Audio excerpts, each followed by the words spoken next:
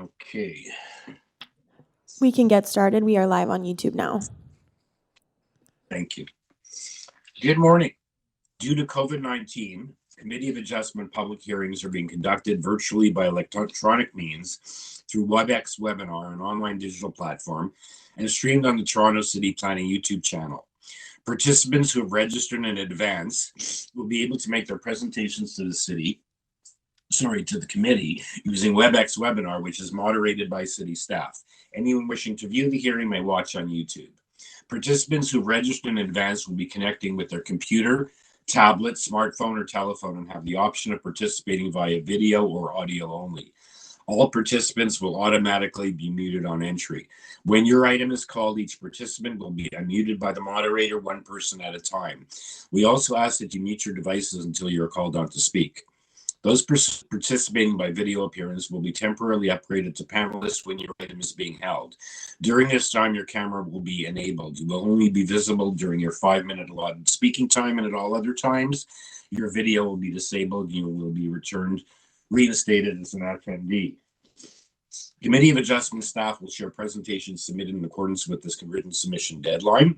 Members of the public and applicants are not allowed to use the share screen or any other panelist controls during a video appearance, and the host will remove you from the panelist role if you fail to respect this instruction.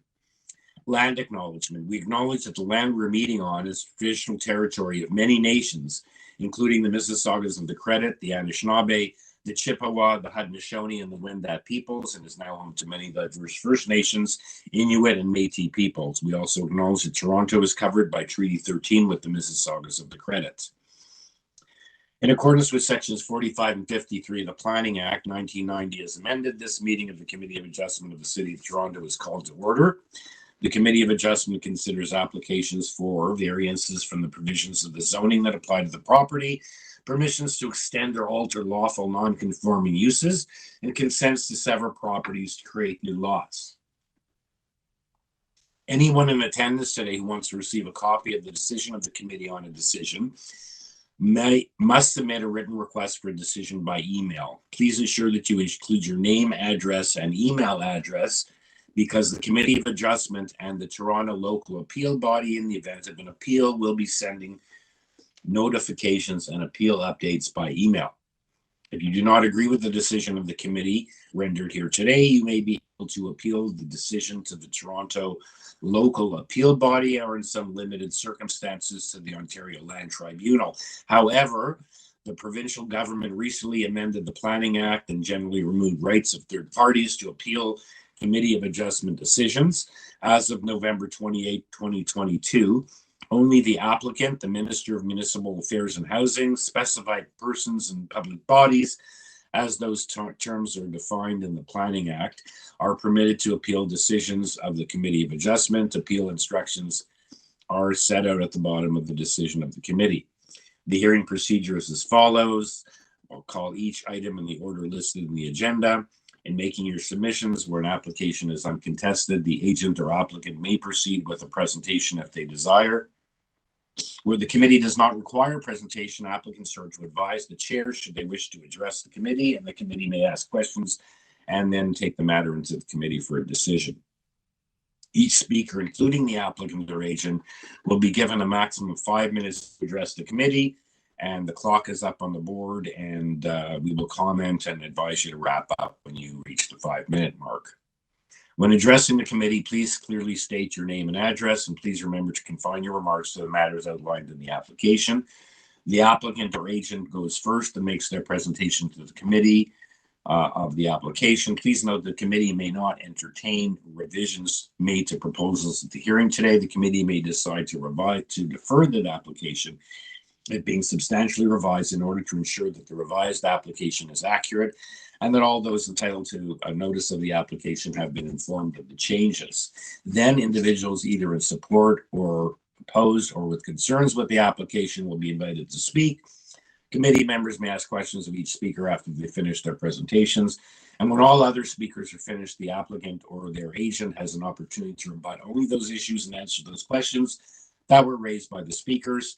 And that will then mark the end of the discussion, and the application is then taken into the committee for a decision. some housekeeping matters to get started to deal with before we get started. We have the minutes of the last meeting.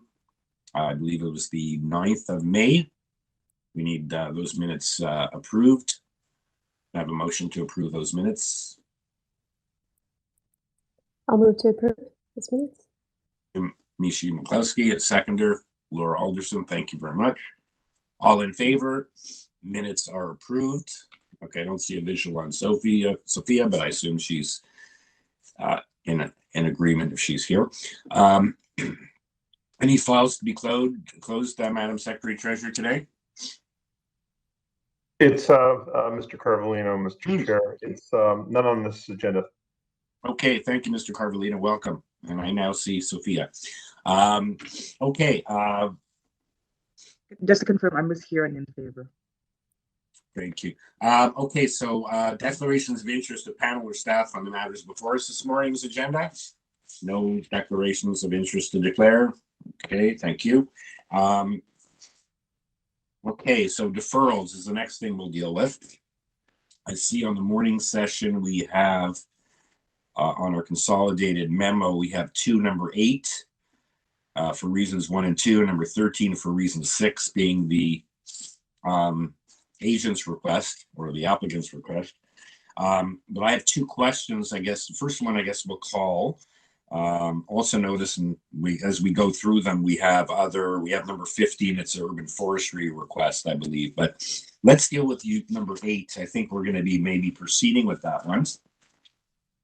And Mr. Chair, we also have item 17. The applicant has submitted a request for deferral.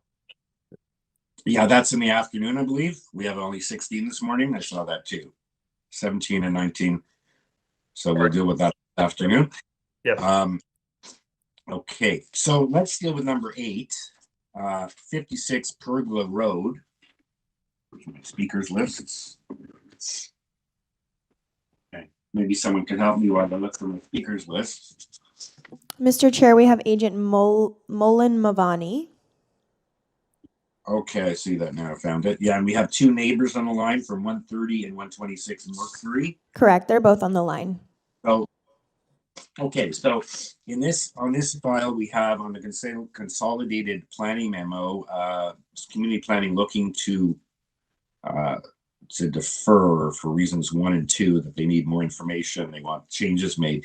This was a new detached dwelling with an attached garage with 11 variances. However, and we had a presentation, a cover letter, transportation conditions of approval, and a letter of support from 54 next door. In the revised material, the additional materials received yesterday, we now have a revised plans, cover letter.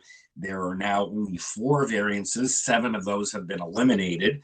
It's up on the board, and the other 4 have all been reduced. So I would take it that the applicant likely wants to proceed in this matter and not have the deferral, and perhaps we can just hear from Ms.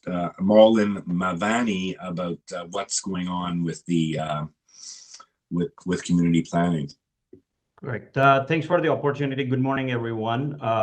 So I would like to. Can you just start off, as I said, you have everyone listening. If you can all start off, I know it seems redundant, but if you can start off by stating your name and address for the record, especially in the virtual world where you're appearing on audio, it's important that everyone today remembers to introduce themselves before they start to speak.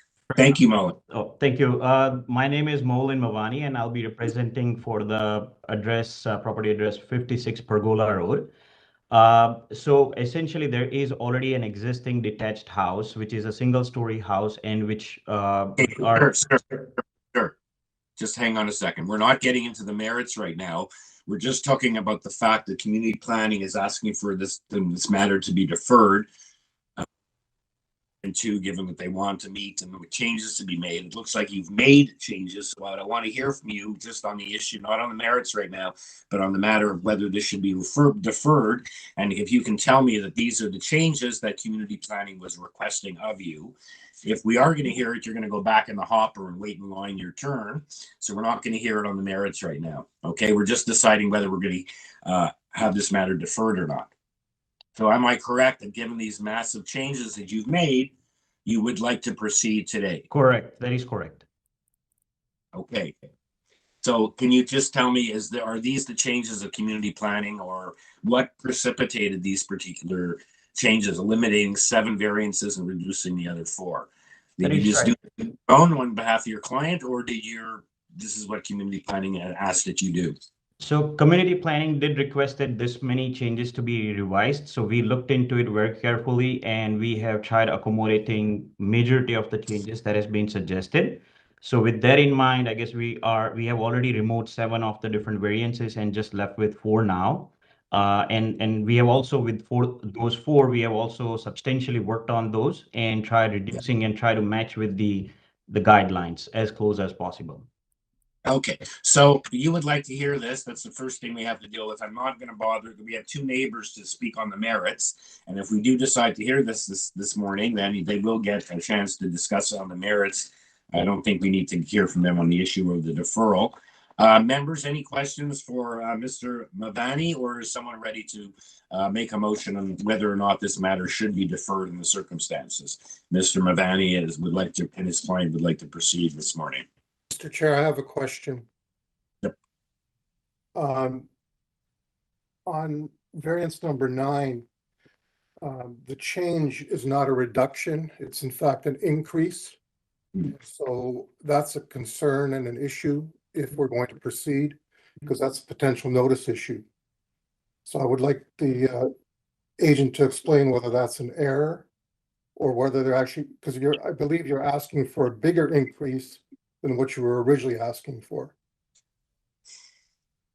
Correct. That's essentially just the porch area where we are, in order to kind of match with. Oh, no, I know what it is, but the point is that. Yeah, perhaps we should hear from Carvalino on that matter. Phil? Yes, Mr. Chair, Mr. Kamarick is correct. It is a larger variance, and potentially you would have a notice issue. It's up to the committee to decide whether or not they feel it's significant enough to warrant a deferral. But staff always recommend that, because it is more than what was originally proposed, and we haven't notified the area residents, that the matter should be deferred.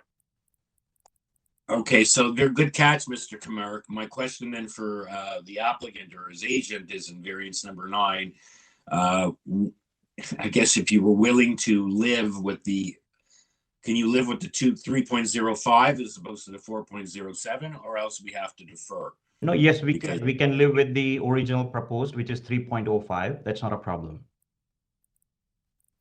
Okay, so we can proceed and you will make that change. Very good catch, Mr. Kamarick. Is that acceptable to everyone, Mr. Carvalino, if he sticks with the original variance in item 9 that was circulated to the public, then we can proceed? Yes, Mr. Chair, there is no notice issue. Okay, because I just know it's not one of like the major, like a FSI or something. So if he can play with that, then we can proceed rather than having to defer. Any other questions, or the issue of whether we'll hear it today? And we know we do have the 2 neighbors standing by to speak on merits. So if we do proceed, they will get that opportunity once we get to item number 8.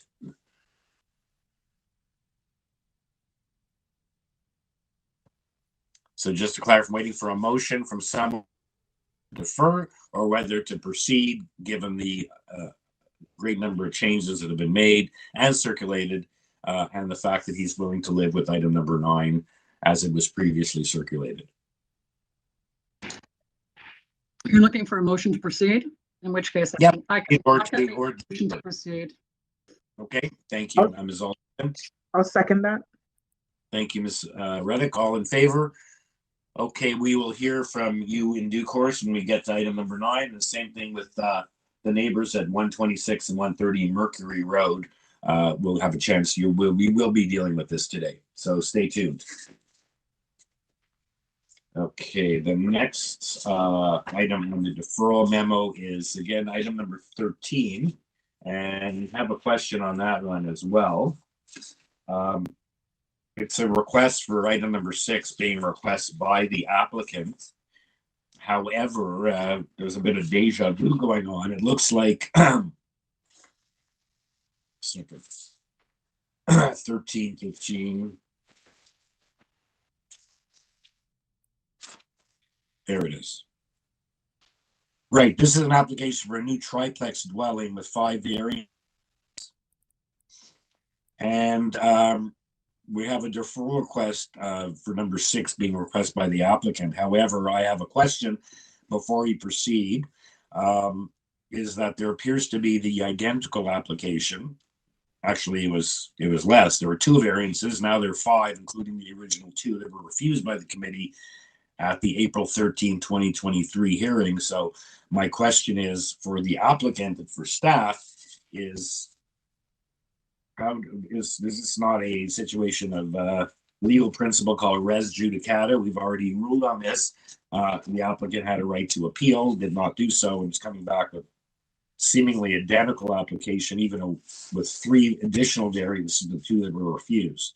So again, we have the same agent, Hamia Mabadi, as well as the two neighbors at 86 VANEVERY and 79 VANEVERY registered to speak as well. So let's hear from, first of all, on the deferral request and the issue of what we're doing, what this application is all about, is Mr. Mabadi. Welcome.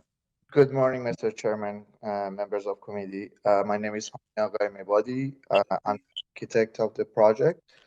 As you notice, yes, it's identical because when we wanted to start in the beginning with planners mentioned that there was a change in EHAN application.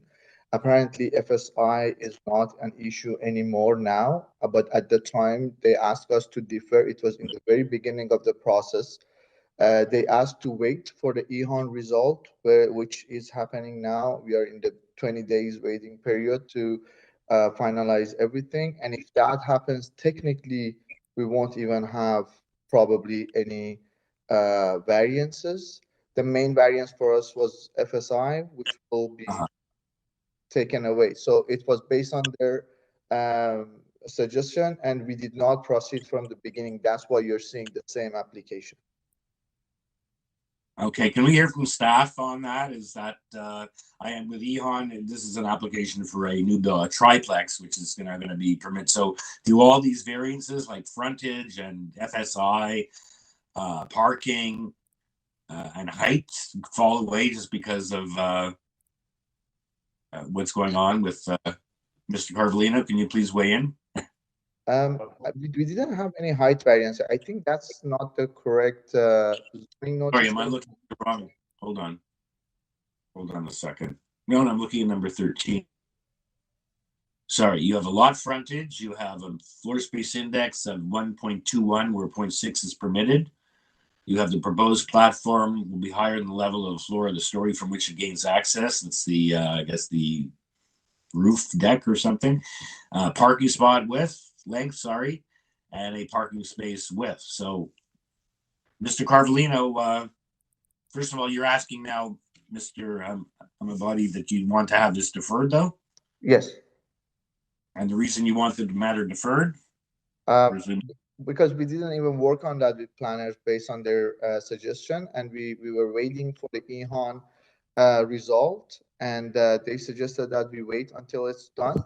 And now I think there's another 5 days to wait, and after that we'll start working with planners to improve. Oh, I see. So you're waiting for the final and binding date on the new bylaws, which would permit you to proceed with this triplex application on a different basis. Exactly. Yes. Okay, I understand now. Mr. Carvalino, would you like to just weigh in for the record as to what the agent is saying? Well, I believe the agent's been in touch with community planning staff, and okay. From my understanding, the citywide bylaw has been amended, been approved, and when the dust settles and it's final and binding, if there are any other variances for performance standards that would be triggered by the proposed triplex, then the applicant has this application in queue. So policy has changed, regulations have changed, and that's the nature of his request for the deferral. But the applications, you're right, it's not an abusive process in this case because the world has changed.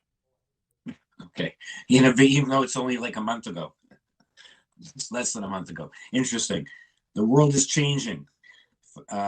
Okay, so we then have the neighbors on the line. So we'll have to just like weigh in with the neighbors. Does anyone have any questions for the agent in the meantime? Okay, so we understand why he's made the application and why he deferred until it's final and binding. So let's just touch base with the two neighbors on the line. They will have a chance to deal with this. The matter will be recirculated. Perhaps there will be different variances. So let's just touch base with Portia Corman from 86 VANEVERY Street. Mr. Chair, Portia has requested to be on video, so I've added her to a panelist so that she can turn her video on now. Okay.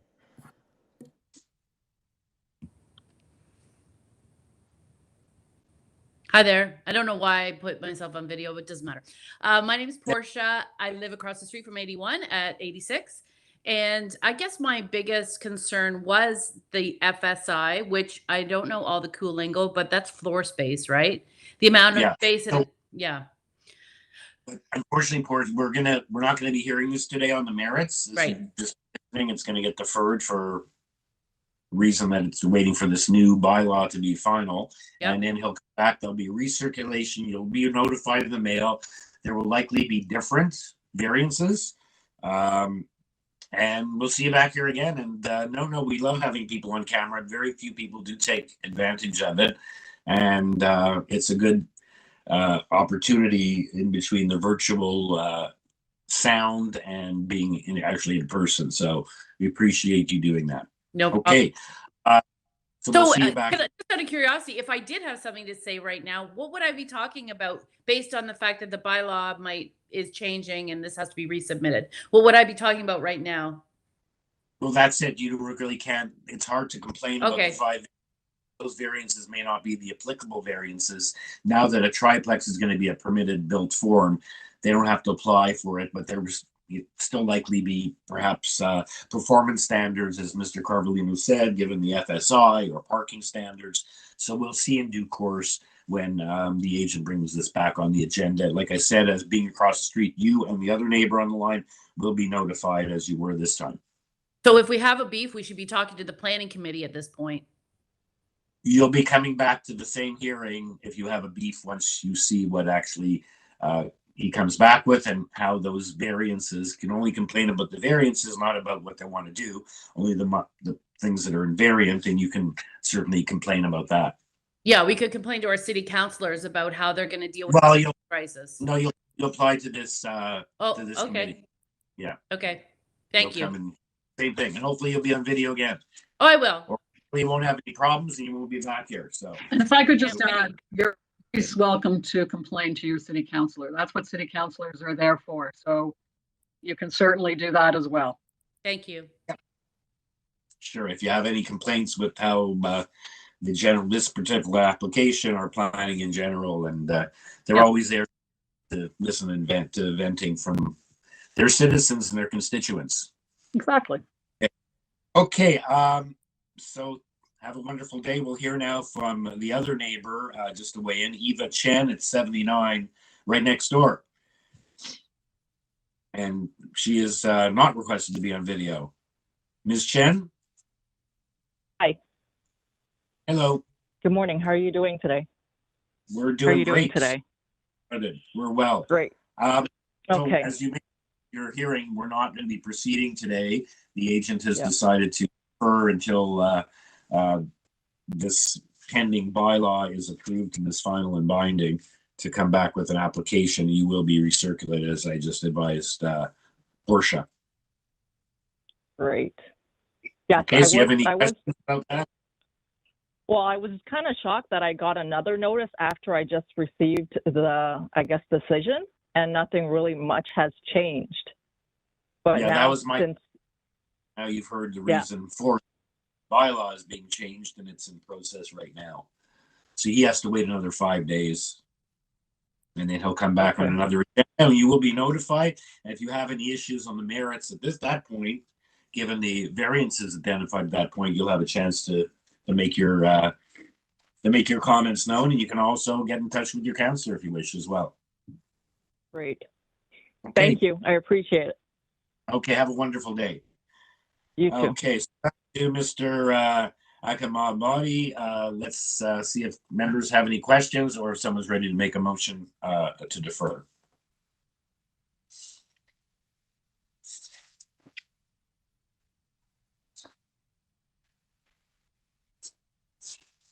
Mr. Commander. I'll move a motion to defer so the applicant can come back with the revised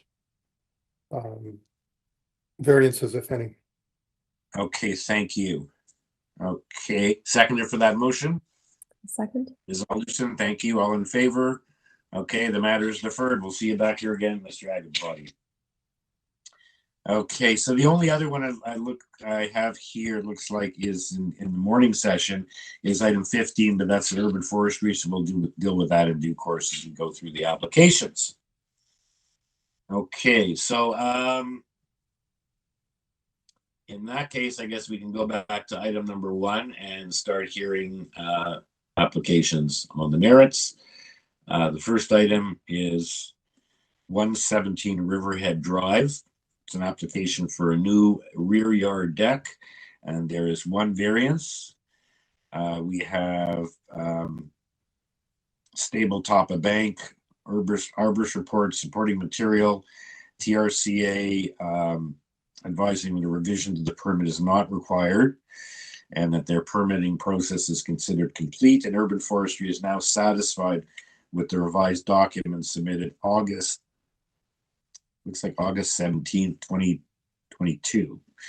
In the additional materials, we have a support petition with 6 signatures, and the speaker for this application, there is only one, is the applicant Vito Abate, or the agent, actually. Oh no, the owner and agent. Oh, good morning. Can you hear me?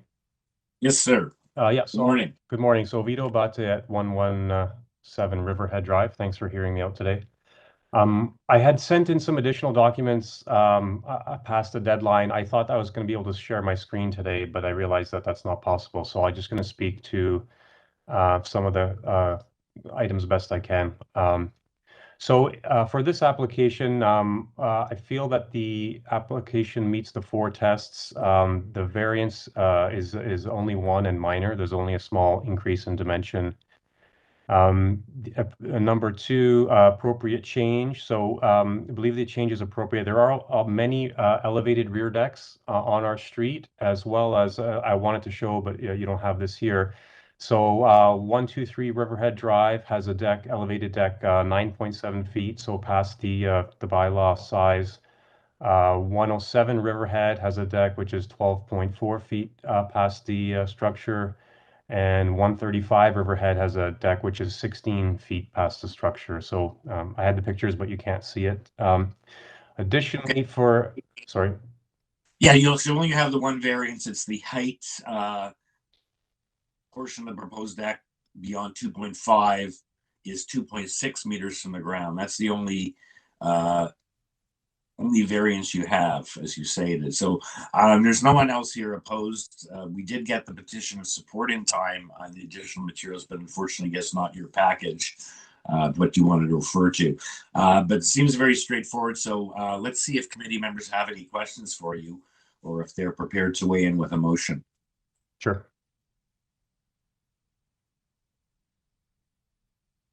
I'm prepared to weigh in with the motion if no one has any questions. Okay, go ahead. Yeah, Ms. Do you have a question, Stan? No, I was ready to go, but Okay. Okay, go ahead, Sophia. Great. So I do find that it's a fairly straightforward application. It meets the 4 tests. Therefore, I recommend the approval of the application as presented. Okay, thank you, with no conditions. No conditions. Seconder for Sophia's erratic motion, Ms. Alderson, thank you. All in favor? Unanimous approval. Okay, thank you, Mr. Abadi. Enjoy your new deck. Thank you so much. Have a good day. Thank you.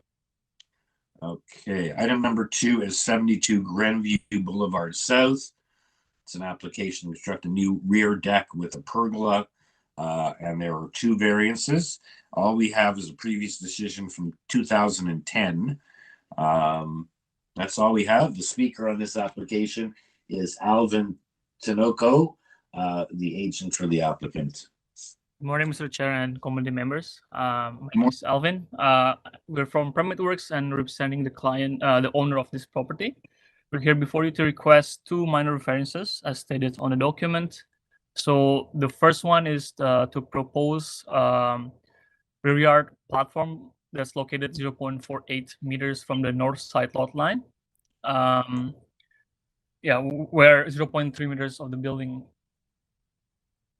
Sorry, where 1.2 meters is permitted. And then the second one is to propose a platform will encroach 2.48 meters to the required rear yard setback and will be located 0.48 from the north side lot line. We noticed though on the second variance written on the memo here, we think it may be incompleted written, because the section 10.540.61C2 is right, but the sentence stops at 0.3 meters as opposed to 0.54 meters. But yeah, I think you have the number 2 variances right there on the title. So anyways, what we propose here is basically to align the deck with the existing side of the house. And then we have a supporting letter from our neighbor indicating that they don't have any objection to the proposed construction. And we do believe that this proposal meets the 4 tests of a minor variance application. So please let us know if you have any questions, and we thank you for your time and consideration. Okay, thank you, sir. Mr. Carvalino, is there an issue with variance number 2? It says maximum 2.5, no closer than 0.3. This is located 0.48.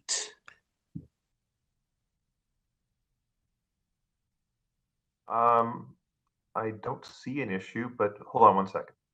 Okay, looks like the numbers. I know the speaker did mention something about that, and I just took a look. Tanako is. So if you're permitted to, the encroachment is 2.48. If I just maybe add something quick. So the 0.3 is clause C1. So the C2 says. Sorry, one second. So a distance equal to the vertical distance between the highest part of the floor of the platform and the average elevation of the ground at the side of the platform, which is 0.54. So I think, again, like the sentence number is right. It's just the number 2 sentence is not written there. Yeah, it looks like your encroachment is 2.48, which is less than 2.5, very slightly. And no closer than 0.3, it says you're 0.48. Isn't that, it may be a little early in the morning for me, but does that look like? Yeah, so okay. So it is supposed to, I think it's supposed to say if it is no closer to the side lot line than 0.54 meters, not 0.3 meters. That's why we're requesting for the variance. I see. Yeah. Okay. So in the other document, you will see the zoning notice, which has the right number, but I think it's just maybe, I don't know. Yeah. Yeah. Well, thank you for raising it. I just wanted to mention it to staff, since you did mention. Any members, any questions, or is someone ready for a motion to approve the application? There's no one here. There's no objection from any city departments or area residents. Okay, is someone ready for a motion? Yeah, I'm good for a motion, Mr. Chair. But thank the applicant for pointing out the discrepancy. I think it's very, very minor in any case, and if we had the right numbers, we'd still be, I think, inclined to approve this. So, I mean, I find it more than meets the 4 tests and would like to move approvals with no conditions. Thank you. Seconded for Mr. Comerick's motion. Ms. McCluskey, thank you. All in favor? You have unanimous approval. Thank you, sir. Have a wonderful day. Okay, next application is item number 3. It is 47 River Cove Drive, an application to legalize and maintain the existing rear yard deck. We have supporting material being the TRCA approved documents. We have planning weighing in with the conditions of approval. Ravines has no condition. TRCA has no objection. And We have speakers Sonam Lankar, the applicant, as well as the neighbor at 43 River Cove Drive, subject to confirmation that they are indeed on the line. So let's hear first from Sonam Lankar.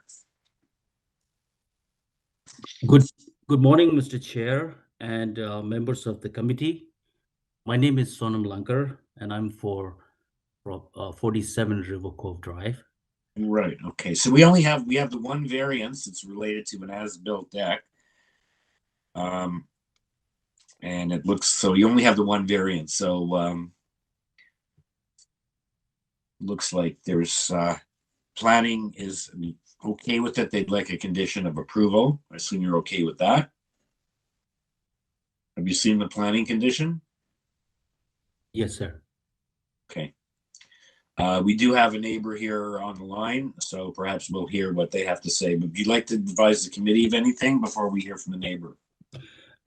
Yes, sir. So we have a similar sort of a deck. So how did this, first of all, why did you, this is a maintained situation. Can you do some of the history? Why are we here today? You built this deck, or did a previous owner build a deck, or you didn't have a permit? Why are we here today? Did someone complain? Because it's not something proposed to be built, already been built, right? Yes, and sir. again, it's the thing about the height of the deck. But how did we find, how did we come to be here today? Are you talking to me, sir?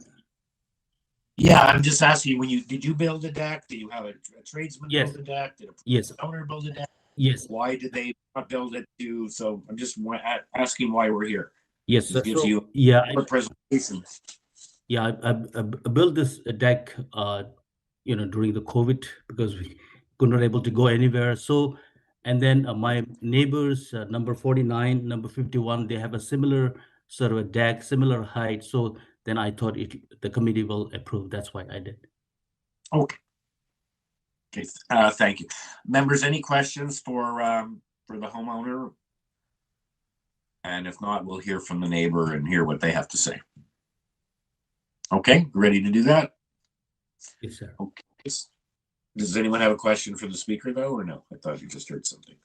Okay, so let's hear from Jerry Pucha, the neighbor at 43 River Cove Drive. Hey, good morning. It's Jerry again. It's Jerry Pruka from 43 River Cove Drive.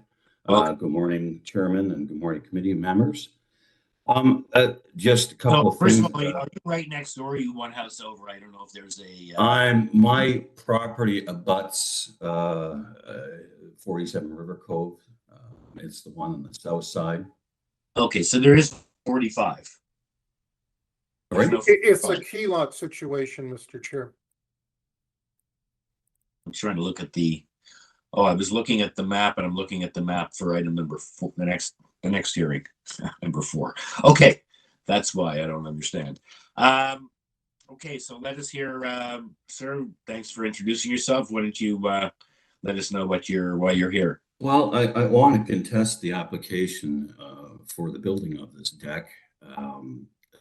Number one, I guess the gentleman quoted that there are other decks that were built. In particular, I think it's right next door at 49. I didn't contest that one when it was built because it didn't impact me. It's the deck that he built was, I guess, smaller, doesn't come out into the property as much. So the deck that was built by, I guess this is 47. I would consider it more than a minor variance. It's an increase of height of, well, probably 114%, over 114% in height. The size of the deck is quite large. It dominates the backyard. It goes well off because he built it off of a bump out on his property. So the deck actually goes out halfway into the yard. It's quite large. It's over 19 feet long. So it as far as aesthetics is concerned, it doesn't really do well with the neighborhood. It's just a huge structure. Yeah. Sorry, I just want to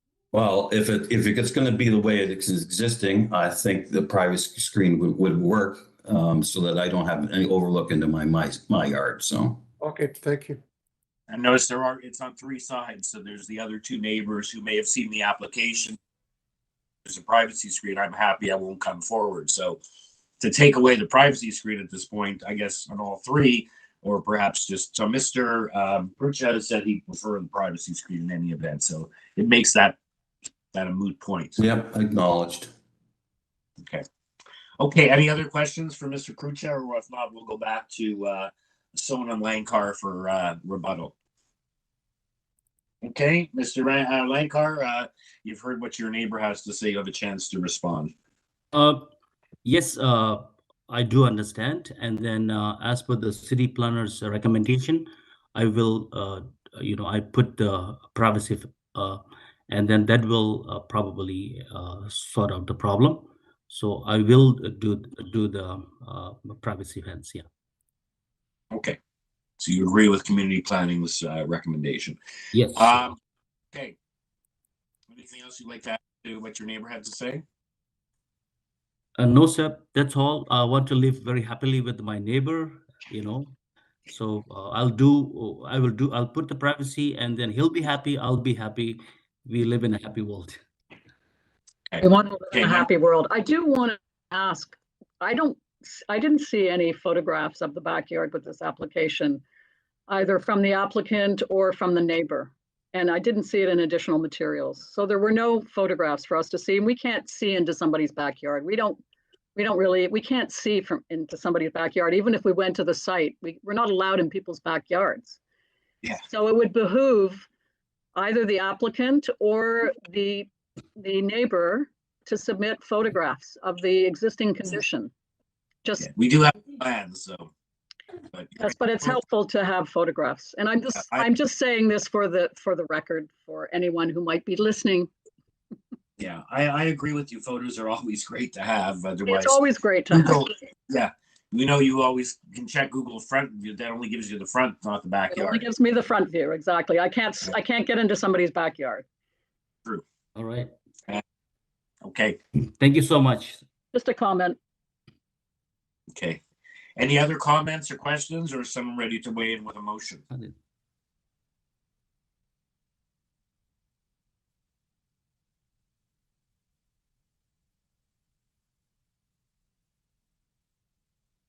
Mr. Kumarik. Yeah, I'm prepared to support this. I do believe it does actually meet the 4 tests. I thought planning's recommendation of privacy on all 3 sides was excessive, but given what I've just heard, perhaps not. And maybe the applicant can mitigate that by not necessarily building it out of wood, but using something that, at least looks decent, but that's not our business. So I'm going to move approval subject to the planning condition. Okay, thank you. And I'll second that. Thank you, Ms. Alderson. All in favor? Okay, the application unanimously approved. Thank you to the applicant. Thank you to the neighbor. And we can move on to item number 4, which is 8 CARYSFORT Road. It's an application to widen the existing driveway. There is 1 variance. The maximum driveway width is 3.45, and the proposed is 6 meters. Did I just hear someone come on the line, or? Yes, it's Brian McLean. Yeah, Brian, I was just going to say, Brian McLean is the only speaker. He is the, looks like the homeowner, co-homeowner. Okay, welcome, sir. Thank you very much. Can you hear me clearly? Yeah, I just want to say we do have before us a letter from the applicant as a submission, and transportation has no concerns. Good. Oh, sorry. They have 2 conditions of approval. Okay. Would you? We have revisions, but the site plan, the variances remained unchanged. That's all we have. So I'll turn it over to you, sir.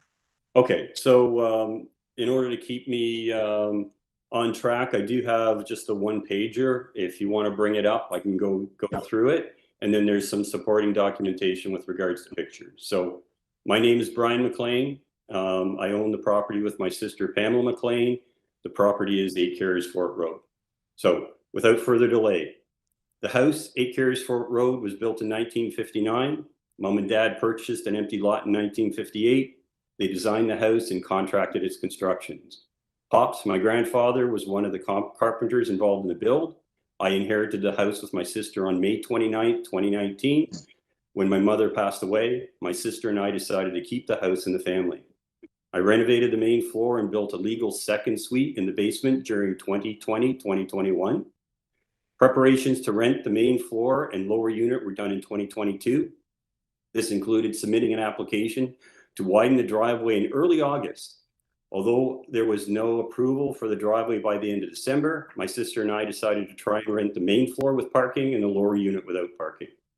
The main floor and the lower unit were put on the market in January 2023. The main floor was rented immediately. The lower unit, although there was lots of interest, has not yet been rented due to the lack of parking. I am requesting a minor variance to widen the driveway to allow parking for the lower unit. Renters have made it clear that they will rent if parking is available.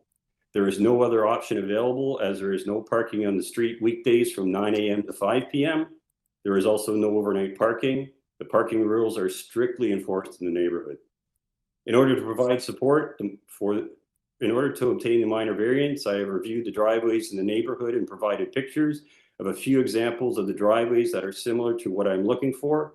These driveways have been in existence since 2007 and 2009, and therefore I set a precedence of what is acceptable in the area. I have used Google Street View to obtain the pictures and measured the widths myself. This is only a small snapshot of the driveways on CARYSFORT and Kenway, the street adjacent. I could easily have provided many more. It is clear from the photos that 2-car driveways of the same width or greater than I am requesting are acceptable in the neighborhood. Note, the first picture of 2224 Kenway is likely the most representative. Except in the rare occasion, the houses on the east and west sides of the road have driveways on the north side of the house. There are exceptions, like 8 CARYSFORT Road, where the driveway is on the south side of the house, hence the neighboring driveways are adjacent to one another.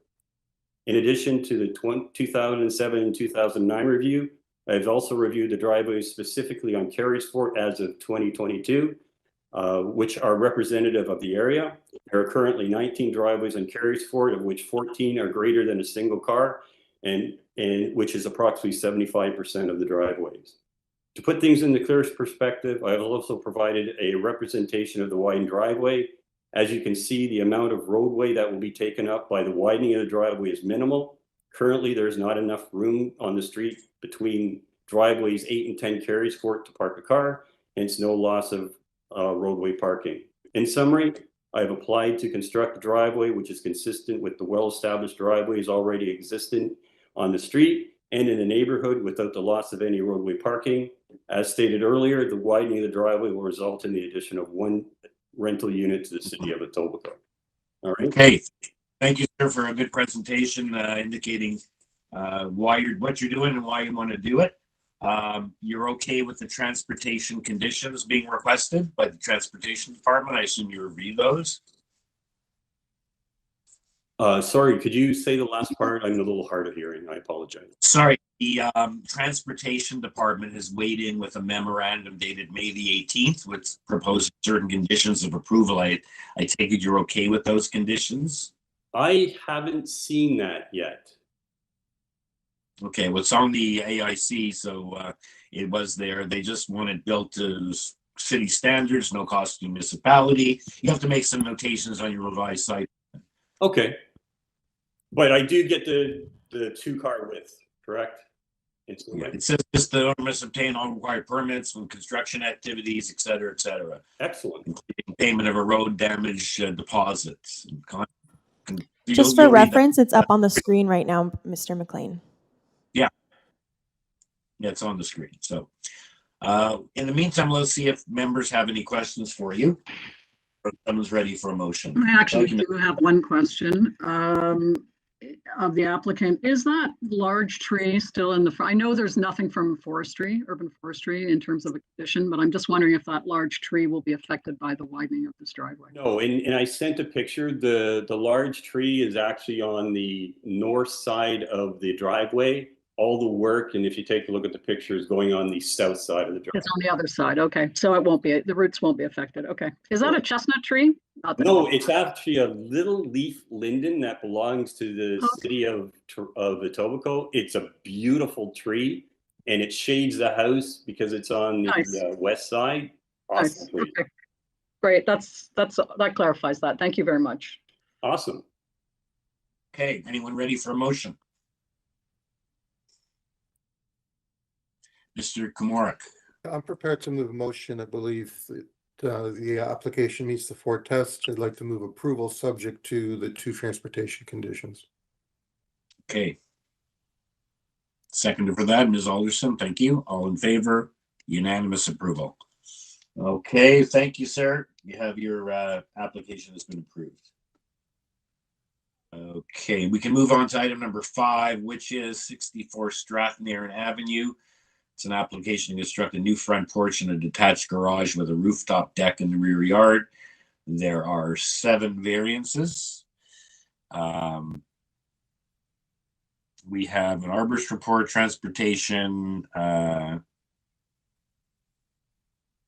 ravines, natural, and ravines has once variance 3 refused, the minimum rear yard setback, or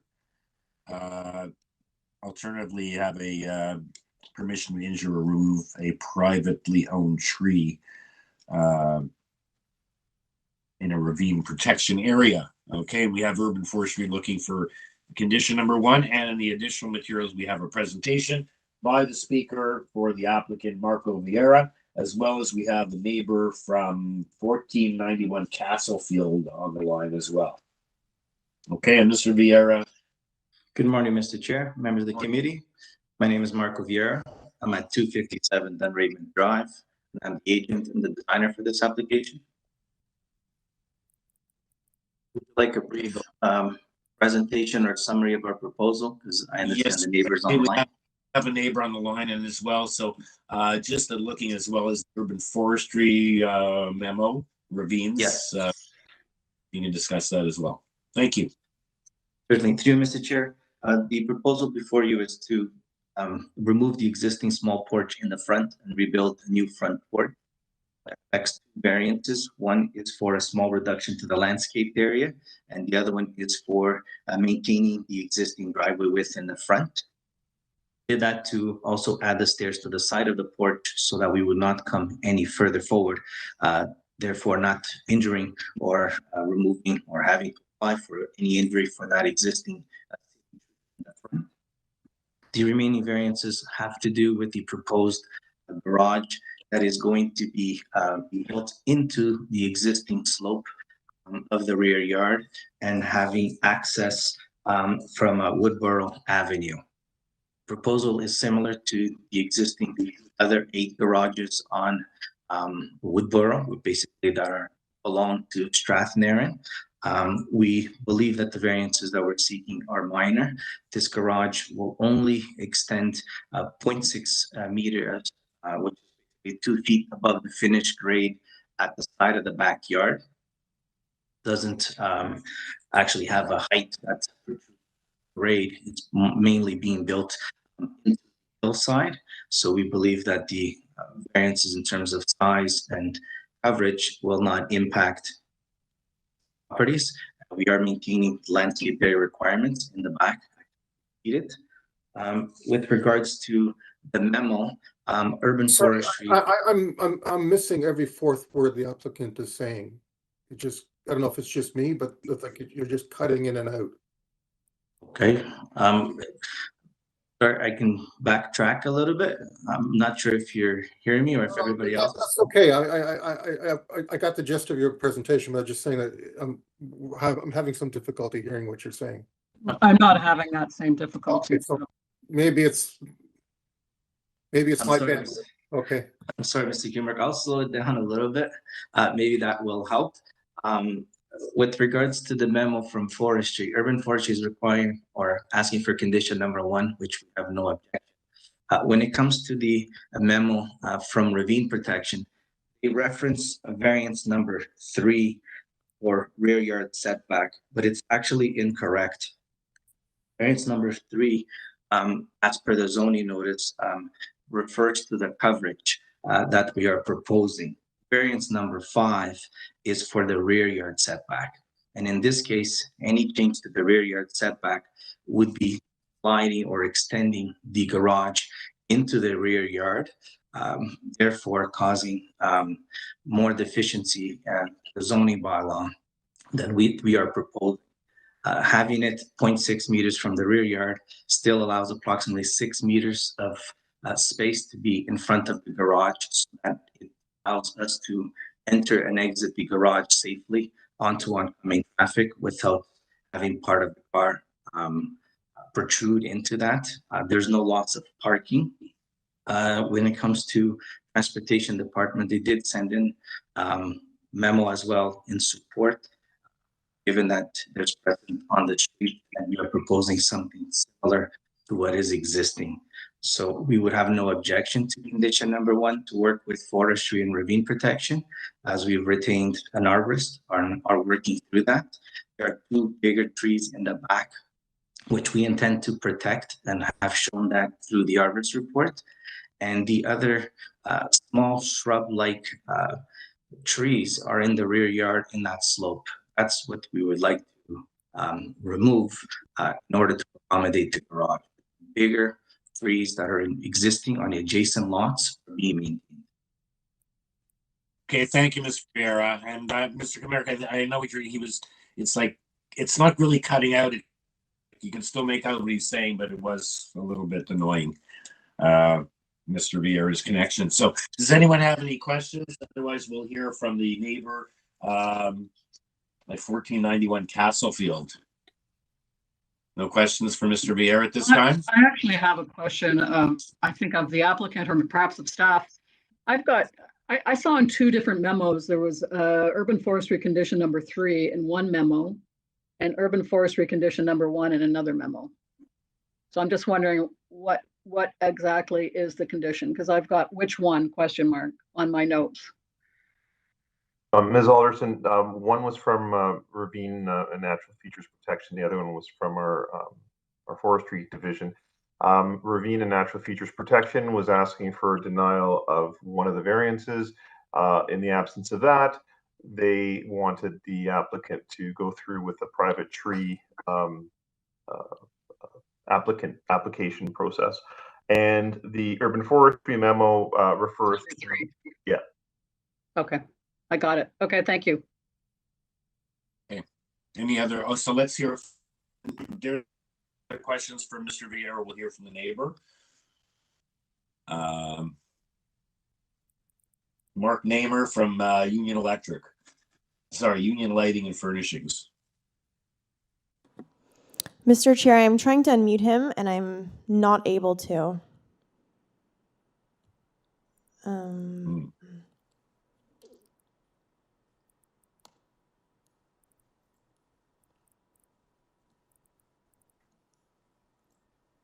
Okay, I don't know what. I'm looking at the location map for where that is. Looks like just above on the other side of Woodboro Avenue. Mr. Namer, if you're listening to this, can you please log out and log back in because I'm unable to unmute you.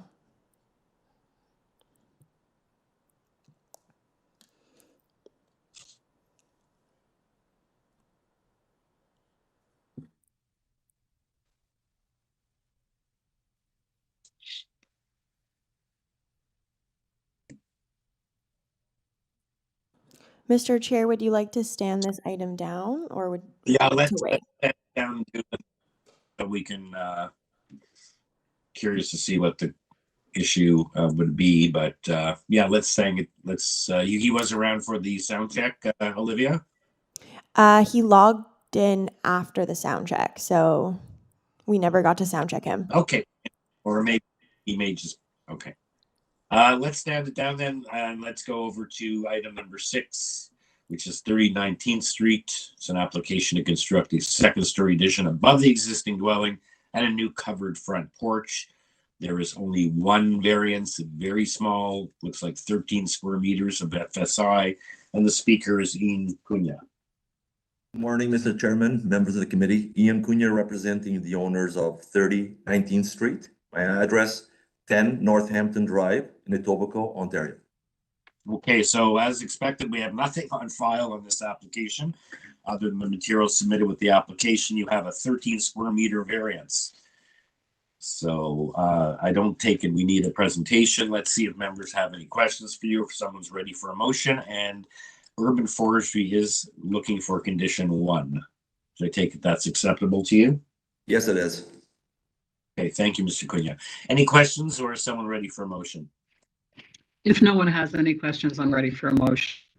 This is a very straightforward application, meets the 4 tests. I move for approval subject to Urban Forestry condition number 1. Sorry, my voice is going for some strange reason. Okay, well, we'll have a break soon. So, Alderson, next, thank you, Ms. McCluskey. All in favor, unanimous approval. Okay, thank you, Mr. Cunha. You have your application has been approved. Big surprise. Okay, do we have Mr. Namer on the line? Olivia, can we go back, or should we do one more? Hi, Mr. Chair. He is not back on the line, so I assume he is logged out. Okay. Okay. I was wondering what the property of Union Lighting. We're very familiar with the location, or what the concern might have been, or maybe he was just curious and was going to just observe. I don't know. Members, do you feel have to go on to make a decision on item number 5? And if so, can someone make a motion to that effect? Mr. Komarek? I'm prepared to make a motion. I believe the application meets the 4 tests. I would like to move approval subject to forestry conditions 1 and 2. Thank you, sir. Seconder for that motion? Ms. Alderson, thank you. All in favor? I lost everyone. I assume it's unanimous. So it's unanimous. And perhaps this is an appropriate time to see we have a few neighbors on the next application. So how about we have our morning break at this point? It's now 10:40, return at 5 to 11. That's acceptable, 15-minute break, and we'll continue with item number 7 and go from there. Okay, have a good break, everyone.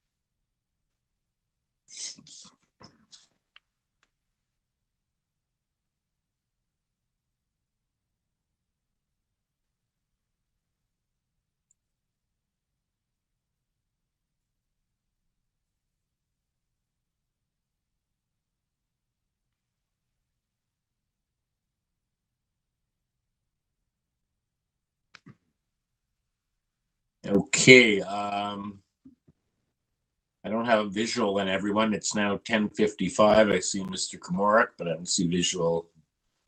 Okay. Okay, looks like we have everyone back. Next application is item number 7. 6 Glenaden Avenue West. It's an application to construct a new detached dwelling with an attached garage. We have a revised highlight in yellow agenda page for the dated May the 11th showing changes made. So we did have 8 variances. There are now 5, and 2 of those have been revised. The coverage and FSI. And Urban Forestry is looking for condition number 3. We have transportation with 3 conditions of approval. We have letters of objection from 8 and 10. Actually, objection letter from 8 and 10 is concerned with the front and rear yard setbacks. And that's all we have. The speaker on this application, we have 3. We have the agent for the applicant, as well as we have the 2 neighbors who wrote in at 10 and 8, Glenaden on the line, subject to confirmation from Olivia. Yeah, so we have everyone on the line, and the applicant has requested to be on video. So, Oladzimir, I have made you a panelist, so you're able to turn your video on now at any moment. Okay.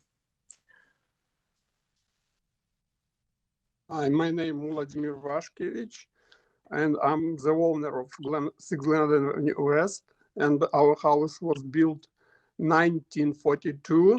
It's a very old house, and everything, like all the system very old, like heating system and water system, cooling system, everything has to be changed, replaced, and we decided to like build new house. And our family usually, my kids and my granddaughter come to like Christmas time and Easter time. So we need like a little bit bigger house. So we decided to try to build new, little bit bigger house. Okay, so let's now hear about the new house. So you've had 8 variances, you've eliminated, I assume that came about as a discussion with community planning perhaps, and now you have remaining 5 variances and you've changed 2 of those. So if you can just outline that, and we'll hear from the neighbors as well. I assume you read the neighbors wrote in letters, which I assume you've read, that were up on the board. So you have remaining, I guess I can't see on the board, but some time to make us a short presentation, and then you'll have a chance to respond to what your neighbors have to say. Okay. Okay, so proceed. All right. And we don't see, we have your name up on the screen, but I don't have a visual. Vladimir, my name Vladimir. You can call just Vlad.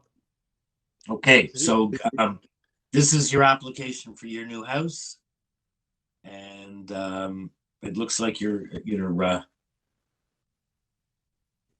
have the right to tell us about. Explain your application, and we'll hear from the neighbors.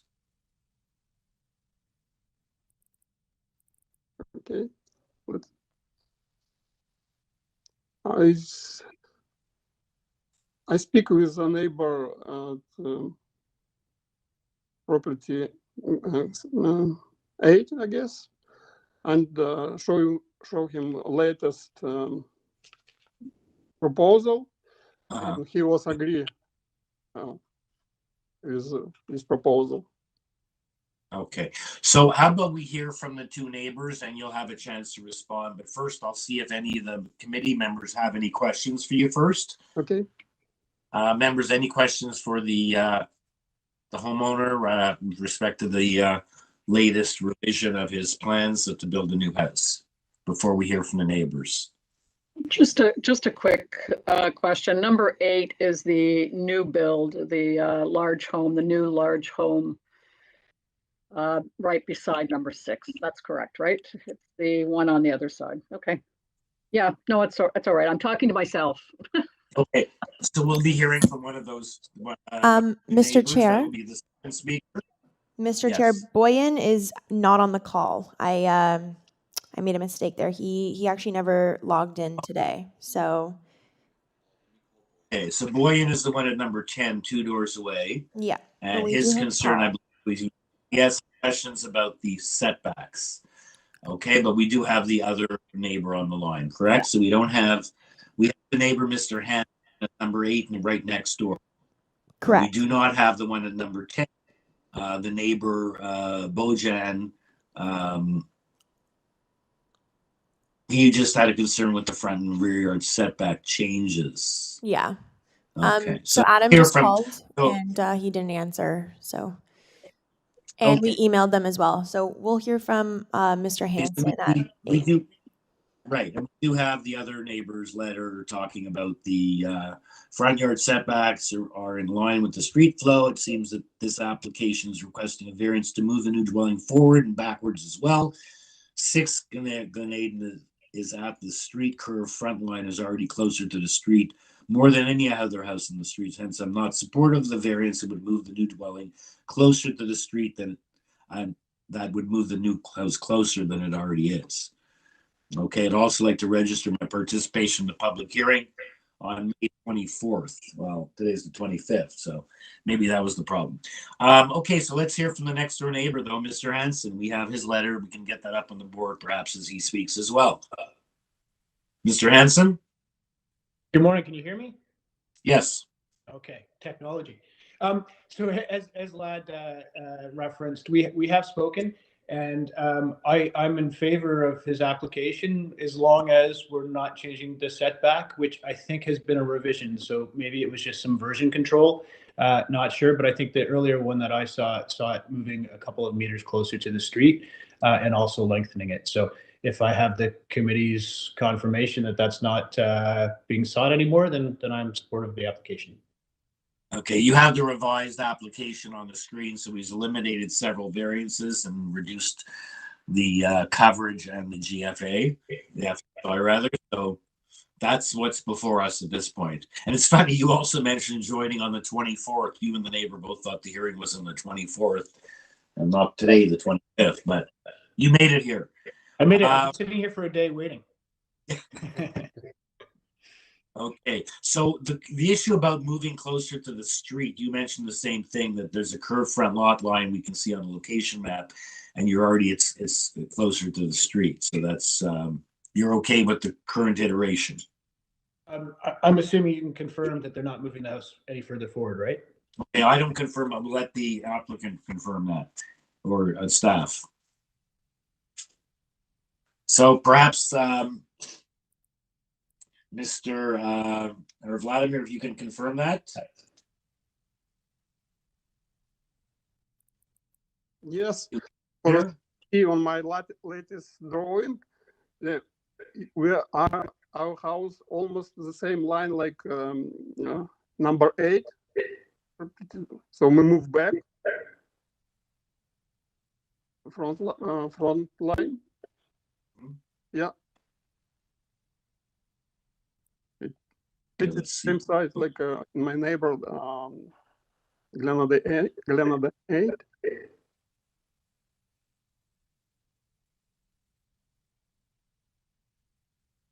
Okay, the variance has been eliminated that deals with the front lot line. Mr. Hanson, item variance 3 has been eliminated. The front yard setback is 7 meters, and it was proposed at 5.53. That is eliminated, so obviously he has to comply with the bylaw. And is the house moving any further back? The length is been eliminated. It doesn't mean it's maybe moving back compared to the existing house, but it's not a variance. Okay, I'm supportive. Okay, thank you, sir. Thank you. Neighbor, thanks you. Members, any questions either for the applicant or the neighbor, Mr. Komorik? Yeah, I just wanted to say that my understanding of the two objections were primarily with the front yard setback and the length of the house, and I believe those are the two variances that have been eliminated. So I guess at this point it's a comment. I wasn't originally going to ask the applicant to comment on that, but that's an observation now. Okay, thank you. Okay, thank you. Any other questions, or someone ready then for a motion? Now that we've clarified what's before us.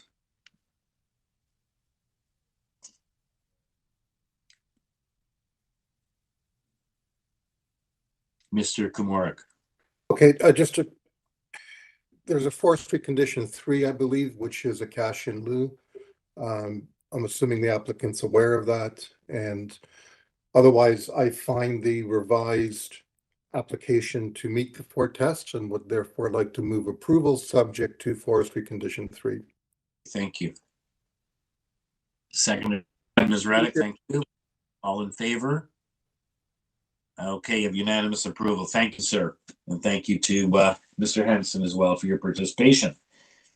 Okay, we'll move over to item number 8. This was the matter that we dealt with briefly this morning and decided we would proceed. It was originally on the deferral memo when there were 11 variances, but we now have revised plans and the additional materials. So there are now 4 variances. They've all been reduced and 7 of them have been eliminated.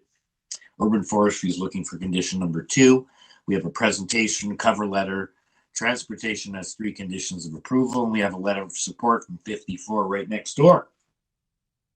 And the speaker is, we already heard from this morning, Molin Mavani, the agent, or applicant rather, who didn't pre-register. And we have as well 2 neighbors from 130 and 126 Mercury Road, subject to confirmation that they're indeed on the line. Olivia? Yes, both area residents are on the line.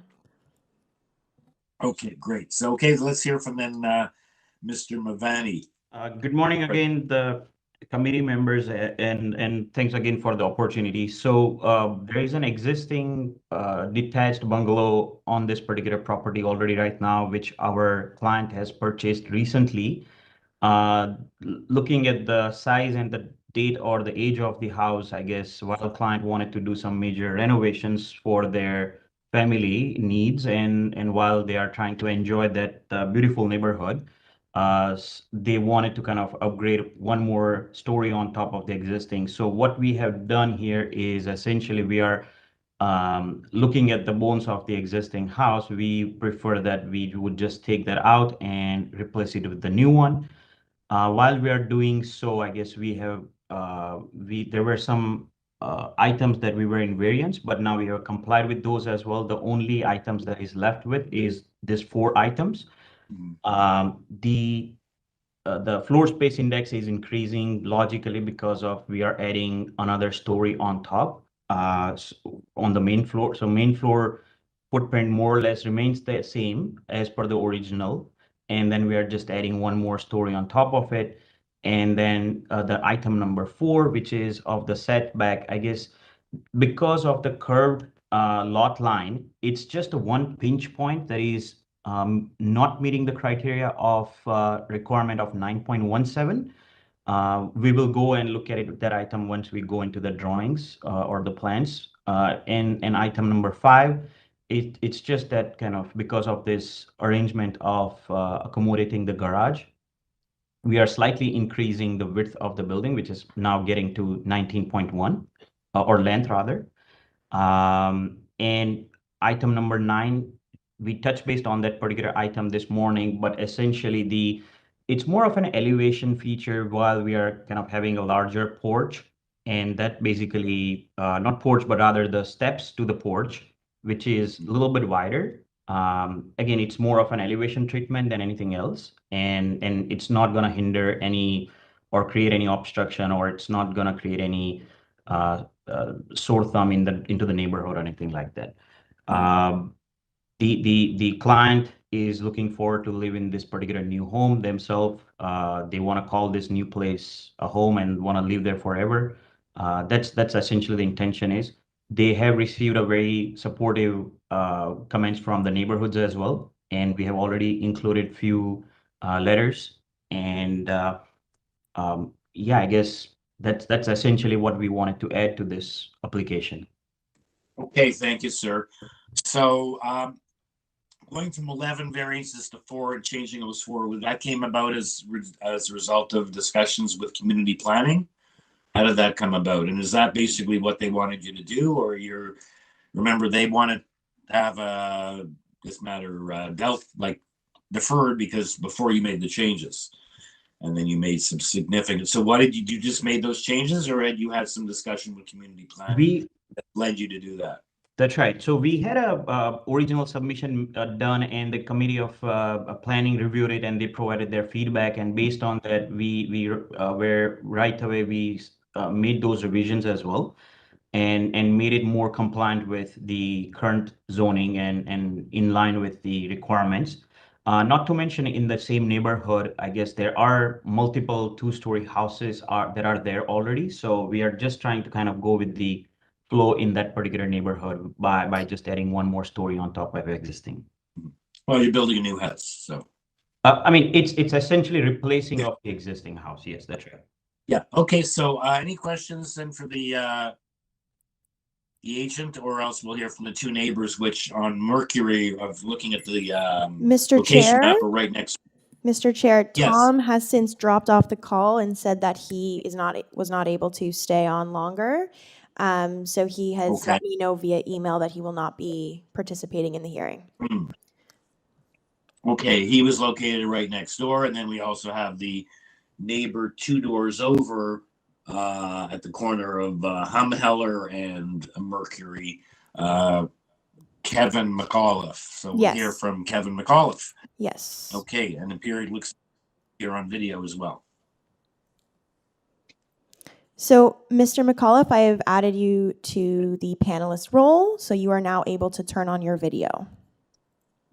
There we go. Unfortunately, I don't have video. I'm one of the old school people that still uses a desktop computer, not a laptop. So unfortunately, no webcam for me.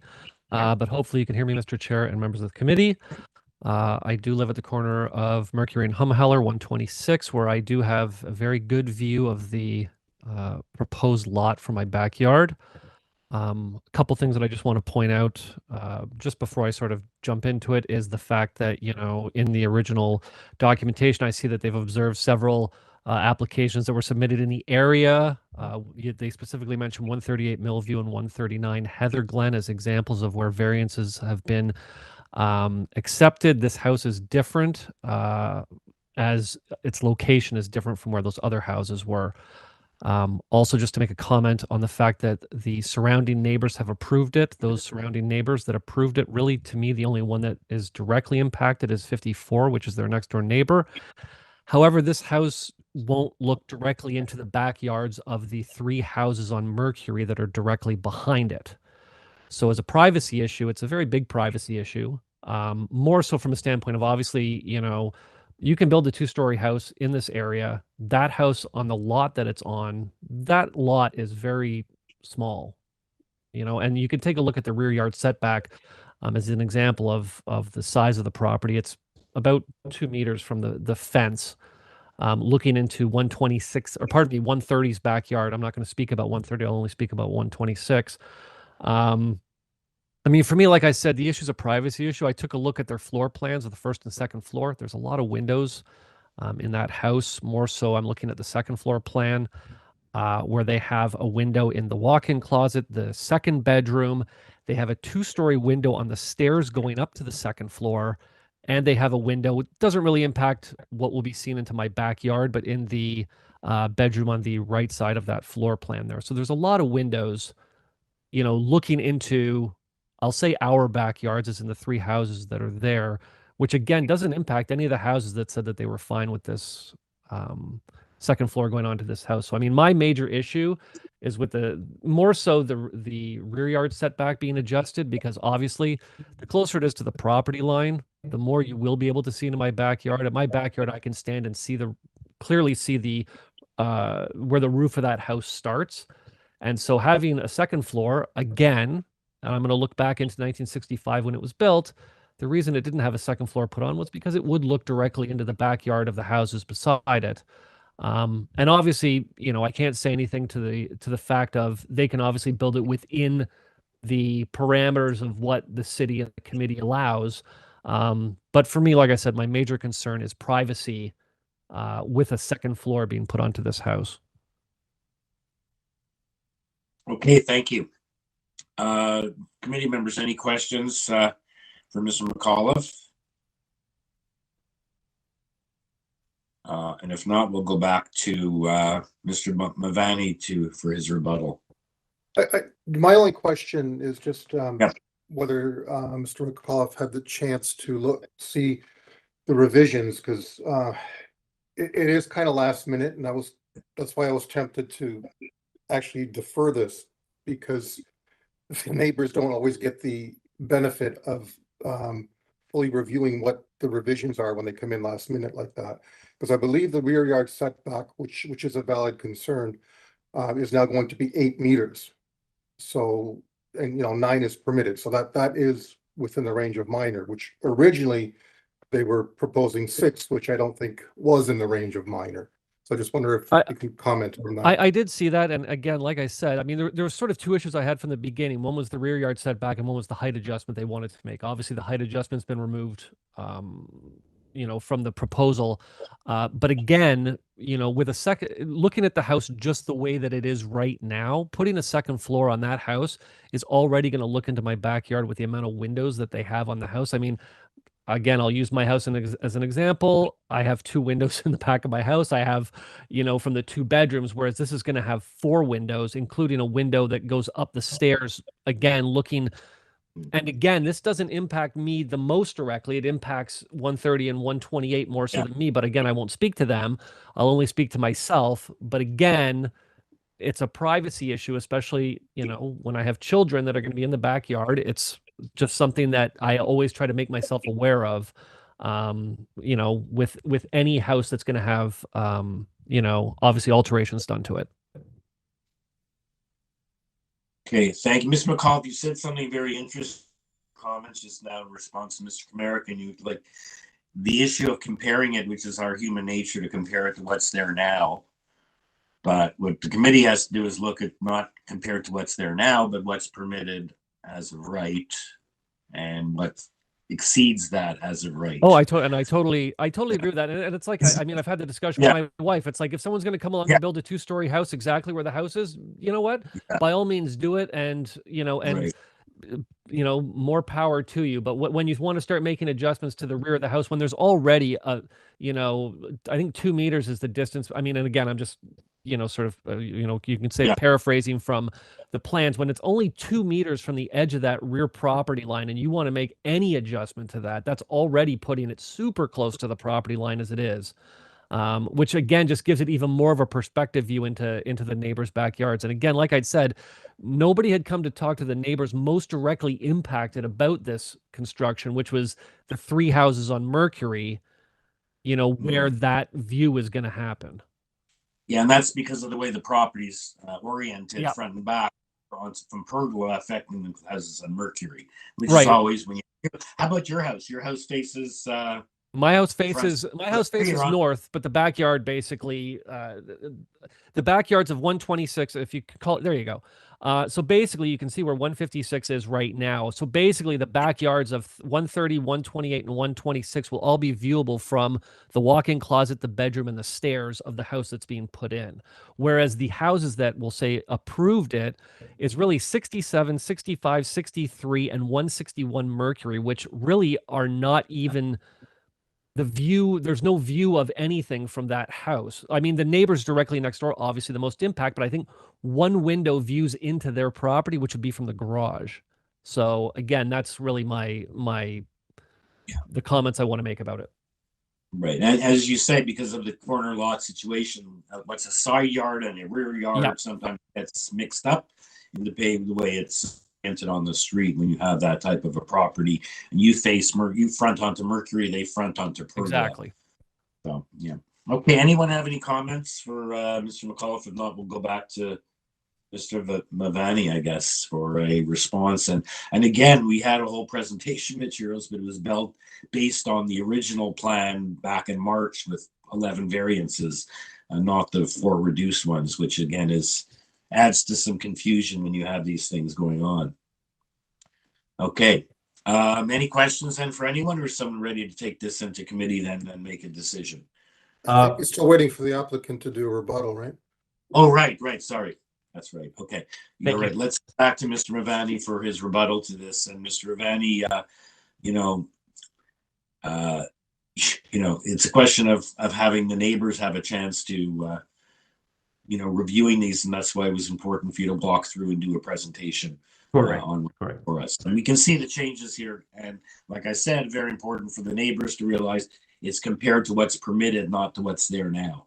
Correct. So please give a rebuttal, sir. Sure. And if somebody can just share the presentation or the application one more time, showing the site plan, I can kind of go over that particular pinch point where we are not complying with the margins or the rear yard margins.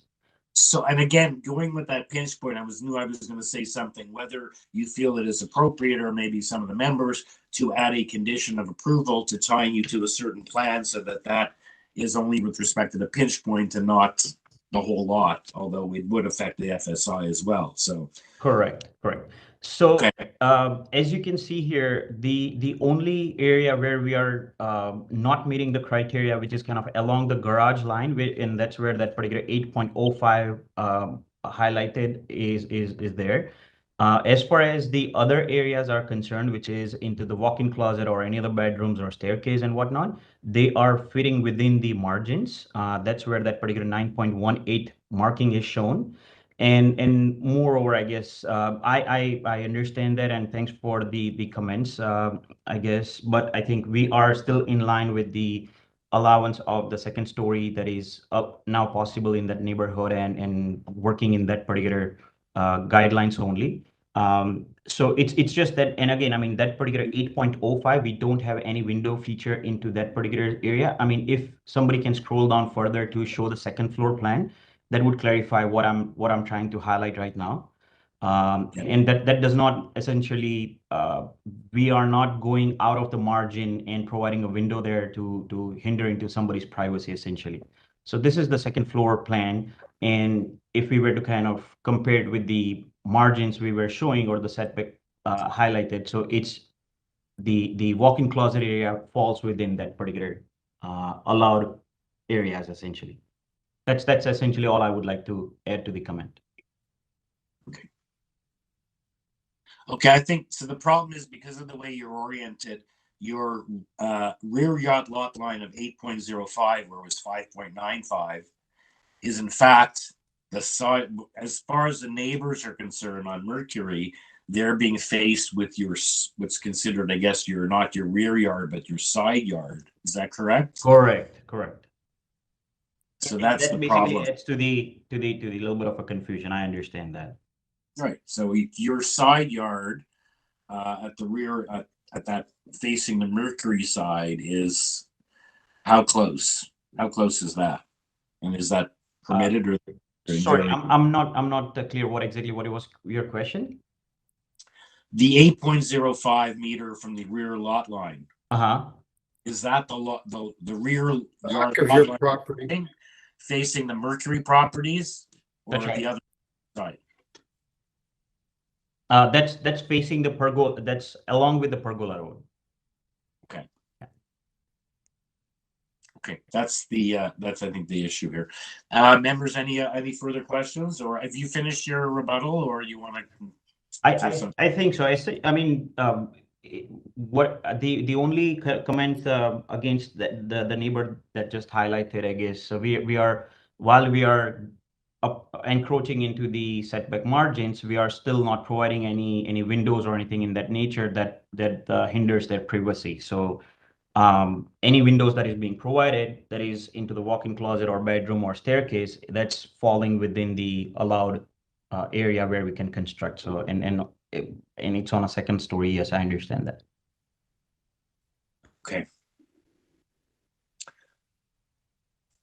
Okay, members, any further questions, or is someone ready for a motion? I'd like to make a couple of comments, if I may, Mr. Chair. Yeah, go ahead.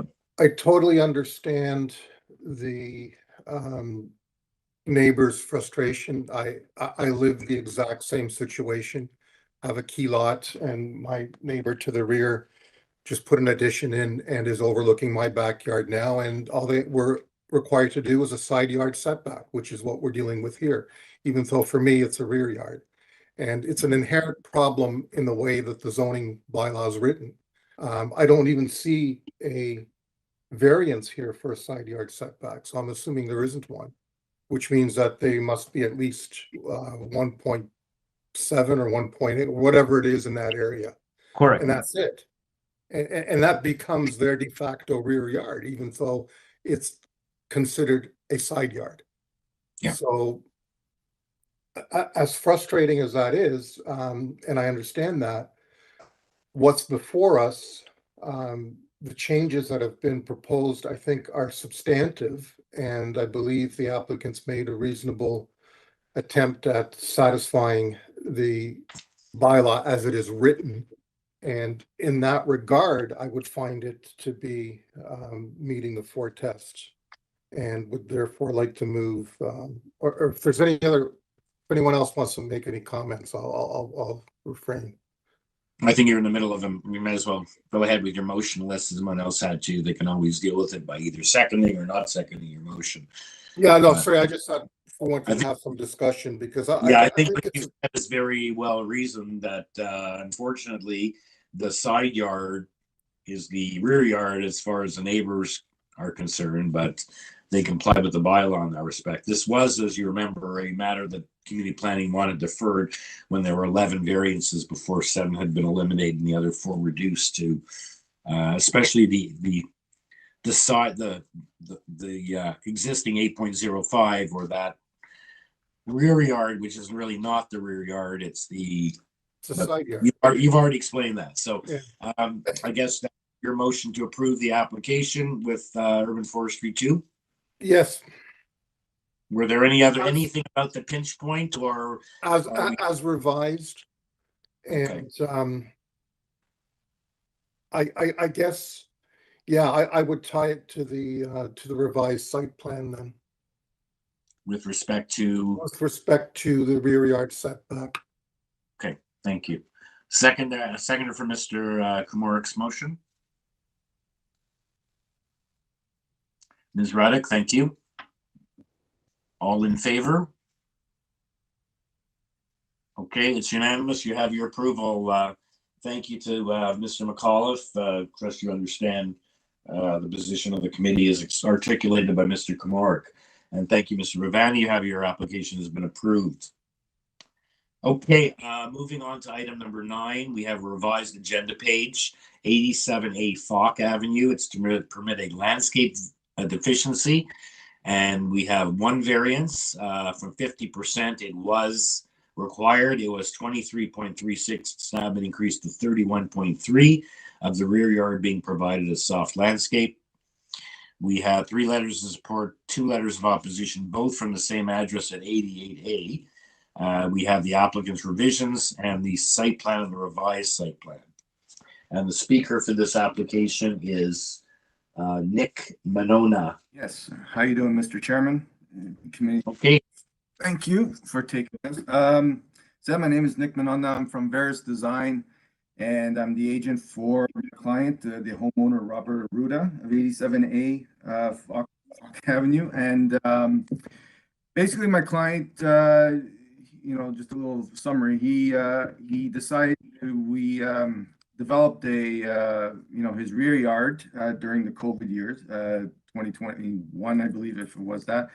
And basically to suit his family needs, and we put a pool in with a small change room, and then surrounded everything with flagstone and artificial turf. Again, he used all pervious materials to ensure that he had proper drainage, and as well looking out for his adjacent neighbors to make sure that there wasn't any issues with the drainage.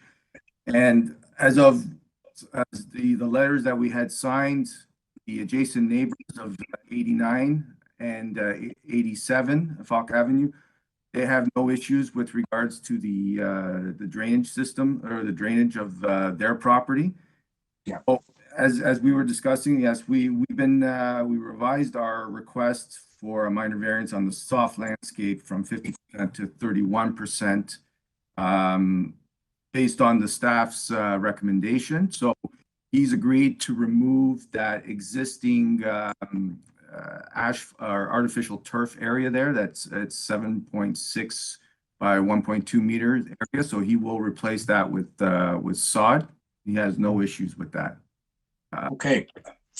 I note that we have the 2 letters of opposition. Don't exactly say why, but there is the only issue. You're deficient a couple of square meters of soft landscaping, but as you indicated, you've mitigation efforts with respect to your permeability of your materials. Any question, Mr. Monona, or someone ready for a motion?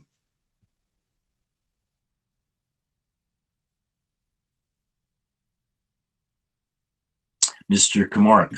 Yeah, I'm good to go with the motion. I believe it's a supportable application. There are 2, I just want to note there are 2 objections, but neither of them gave any reasons for objecting. And there are a number of people in support. So I would move approval of the revised application with no conditions. Thank you, Mr. Komarek. Seconder for that. I'll second that. Excuse me, I am losing my voice. I was encouraged by the fact that they are using permeable materials, and so I'm happy to second that motion. Okay, thank you. All in favor? Okay, it's unanimous. You have your approval, Mr. Monona. Have a good day. Okay, item number 10 is 19 Faversham Crescent. It's to construct a 2-story east side addition and a 2nd-story addition above the existing dwelling. And there are 3 variances. We have 4 letters of opposition, I believe. Yes, that's all we have. 4 letters of opposition, 17, 23, 21, and 32 rhinestone. And in the additional materials, no objection from transportation. That's all we have. Speaker is Costa Alexiev, the agent for the applicant, as well as we have the neighbor at 21 Faversham on the line, subject to confirmation. Okay, so let's hear from Costa Alexiev. Actually, yeah, my name is Costa Alexiev, representing property owners at 19 Faversham Crescent. So our proposal is to have a 2-story addition to existing 1-story bungalow, proposing to add a garage, the attached garage on the side. I believe one variant is really minor in nature, and it was approved by transportation awards. It's in regards to the size of a interior width of a garage itself, because we're trying to maintain required side yard setbacks, and there is existing structure on the 1st floor of existing dwelling. So we're really limited in the width sphere, and we don't want to interfere with kind of neighbors to bring our building closer to them. And 2 other variances are in regards to overall kind of size of a house. And I think they asked of yeah, I think some of them are concerned. FSI. Yeah. Sir, what about the deck? It seems a bit the neighbors are talking about the height and just looking, and the proposed deck they feel is too high. I'm not really sure what we mean by that, because again, or maybe not again, the deck itself isn't a part of a minor variances. It's like totally in accordance with zoning by law. And the deck itself is at the same, or like 6 inches below the main floor. So it's pretty standard what you see in all the neighborhoods. Like when you're building a deck, it's just at the same level as the main floor. And they're not raising or doing anything with elevation of existing floor of a main kind of part of a building. Yeah, you're right. It's not there's no variance with respect to the deck or the height of the deck. No, yeah, I've seen most objection letters. I can understand that probably it will concern some privacy of the deck, but it's totally in conformance with all the zoning law provisions. Original submission it had a cover of a deck, and maybe we were thinking that it was an issue, so the cover of the deck was removed, so it's totally open, like uncovered deck. Yeah. And again, you can see part of it like on the right side of that. Okay. Great. Okay. That. One of the objection letters was again in regards to the parking locations. I think there is no main variance to amount of parking spaces which we are providing. Like again, we are totally in conformance with zoning by law. And in order to satisfy, I know like some maybe frustration from neighbors, but we have proposal being over what's is permitted, and like we have a concern for some of the size of house itself. So there was a preliminary discussion with planning, community planning, and we were thinking of reducing actually what we are proposing, and revised drawings were actually submitted to the committee, but I think it was over the deadline because the examiner was on a leave and he wasn't able to kind of finalize his certificate review on time. You're cutting out. Anyway, so basically, let's hear from the neighbors. I see you have your width variance is out by 0.2, very minor. Your major variance is just, I guess, your coverage, and your have a pretty modest floor space index. No height, no issues of that concern. So let's hear from anyone. Have any questions for Mr. Alexiev? If not, we'll hear from the neighbor at 21 right next door, and we have their letter as well with their concerns. Okay, so if no other questions at this point from Mr. Alexiev, let's hear from either Mr. or Mrs. Forgione at 21 right next door. Yeah. Good morning. It's Lou Forgione, 21 Faversham Crescent. I listened to the gentleman. It was hard to understand him. I think he was cutting in and out. So I guess the letter we sent has got 3 or 4 points. Number one is they're going to go to the new story, probably from a 3 to a 4 bedroom, possibly 5. So that's going to affect parking on their street, because they're going to have 1 car garage and 1 car parking in a driveway. So that's number one concern. Number two is the deck. Yes, he did say that the deck would be the same level as the first floor, but if you build that deck the same level as the first floor, if you're sitting on the deck, I guess his design is they're going to have 3 big patio doors. They're going to come out, barbecue, sit out there. Our fence is only 5 feet high, and by the time they put that deck on, they're standing up or they're sitting there or whatever, they're going to be looking directly into our backyard. And we do have some pools in the area, like number 17 had a concern. I guess he must have sent in a letter about the pool, and one directly behind him as well. So it's more the deck, the height, and if you could put a privacy fence on the I guess that would be the west side of the deck. That'll go higher than our 5-foot fence, and then we could sit in our backyard without having people stare at us while we're having lunch or having people over. So those are my concerns. Okay, thank you, Mr. Forgione. I think it's important to be reminded that what this committee does is approve variances.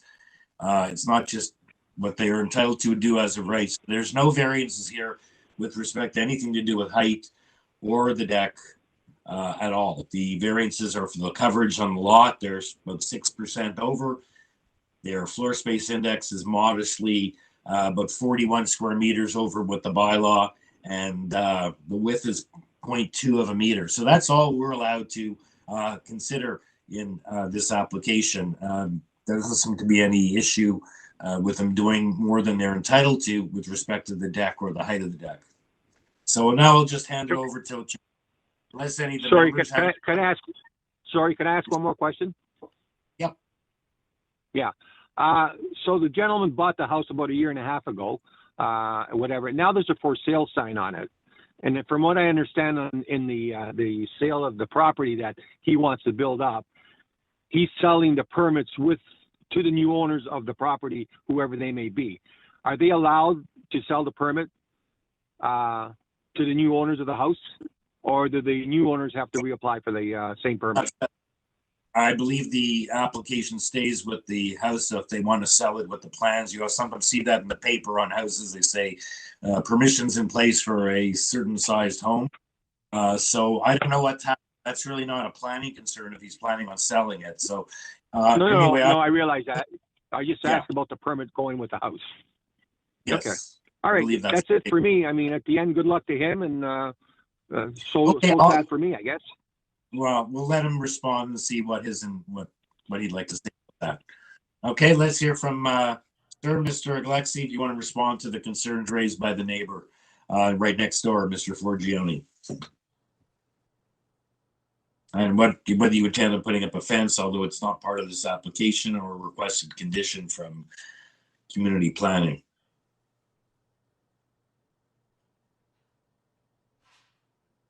Mr. Dave? So sorry, there was a small interruption connection. We were in the discussion of with the community planning of for a reduction of the asks of the numbers. So if it helps, or like we are eager to see the concern from the neighbors with of the size of the house, and also to reduce the asking of what the variances are, or like our minor variances.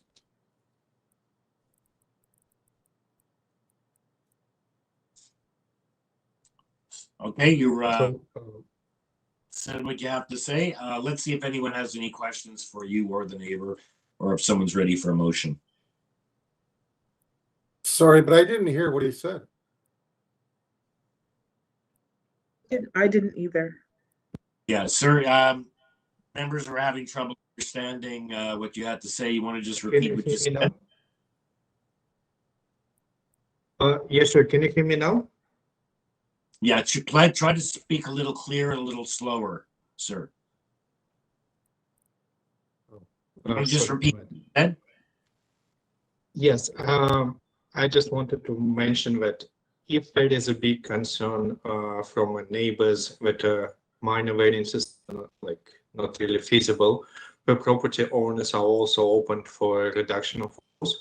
But if it's not a concern, we can proceed with those. But yeah, just wanted to raise that item with This is you're not making changes. You're saying this is your application, correct? I thought I just heard something about changing something.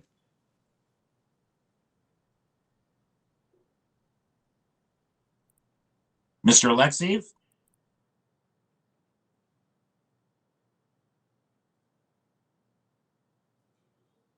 Hello, Mr. Alexiev, are you there? He's still on the yeah, call. I'm here. And... Sorry, so something with my connection. Yeah. Okay, so are you making any? Are you saying something about a privacy screen? Are you saying? Well, I don't understand what you're saying. Please repeat what you were saying, sir. You're ready to rebut. Deck is a concern for neighbors. Sorry for it. Yes, if a deck is a concern for next door property, it's pretty easy for us to accommodate for some privacy screens on both sides of a deck. It's not a big concern and for us, and it can be easily revised during the building permit submission. Like it's a small change to the drawings, and it's not an actual part of our application for a committee, so we can address that if it's the main concern from all the neighbors here, the height of a deck.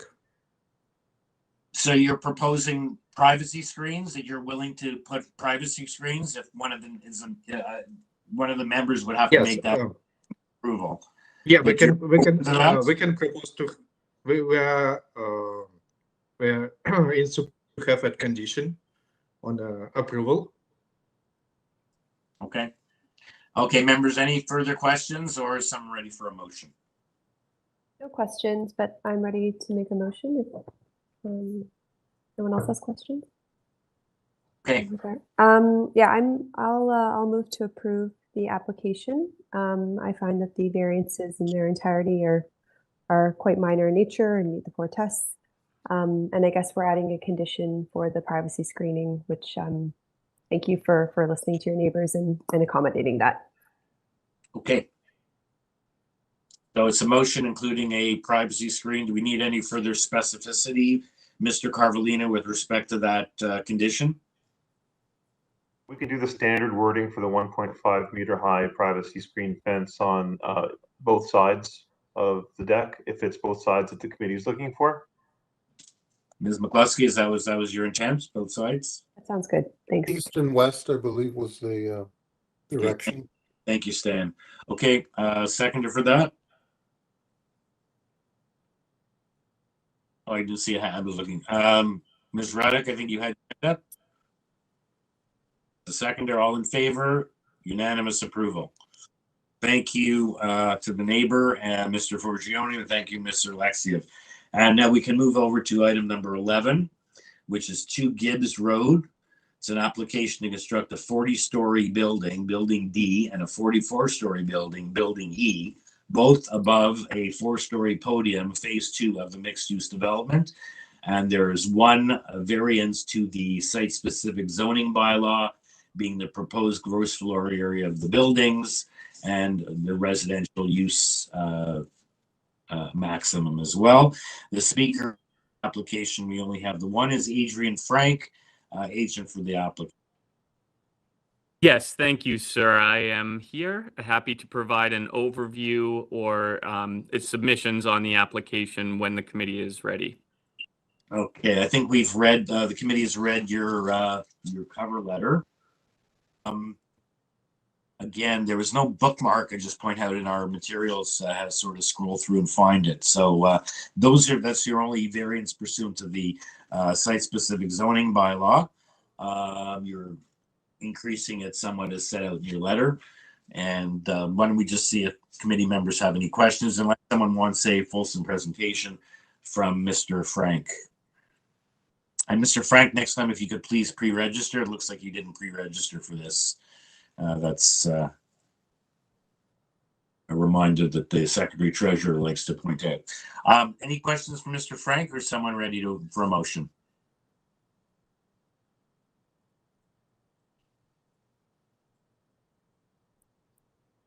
So Mr. Frank, we'll just give a maybe 1 minute Coles Notes version of you're just making some small increases in the built form of this previously approved large development. That's correct. Thank you, sir. And I appreciate the note on pre-registration. In this case, I'm actually pleased to confirm that there are no changes to build form. This is an application to increase GFA, which results from a change to floor-to-ceiling heights.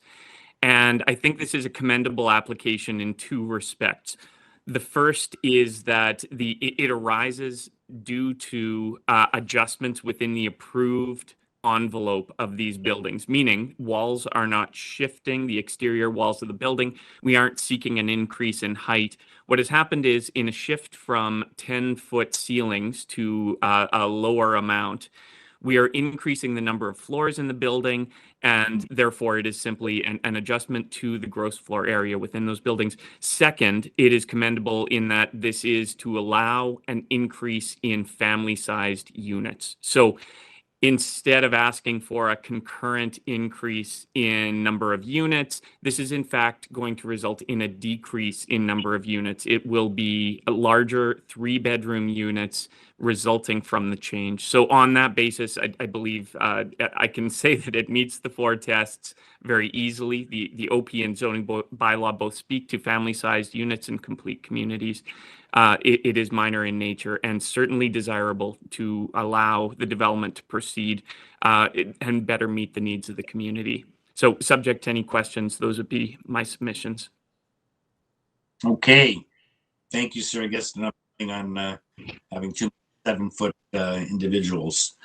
The floor sizes, especially on custom built homes, seems to be getting larger and larger. It used to be 9, and then it was 10, and now you see applications where they want 11 and 12. So very creative way of creating more affordable housing and more beds, family-sized units, without increasing the built form or the massing of the property. Any questions for Mr. Frank, or is someone ready for a motion?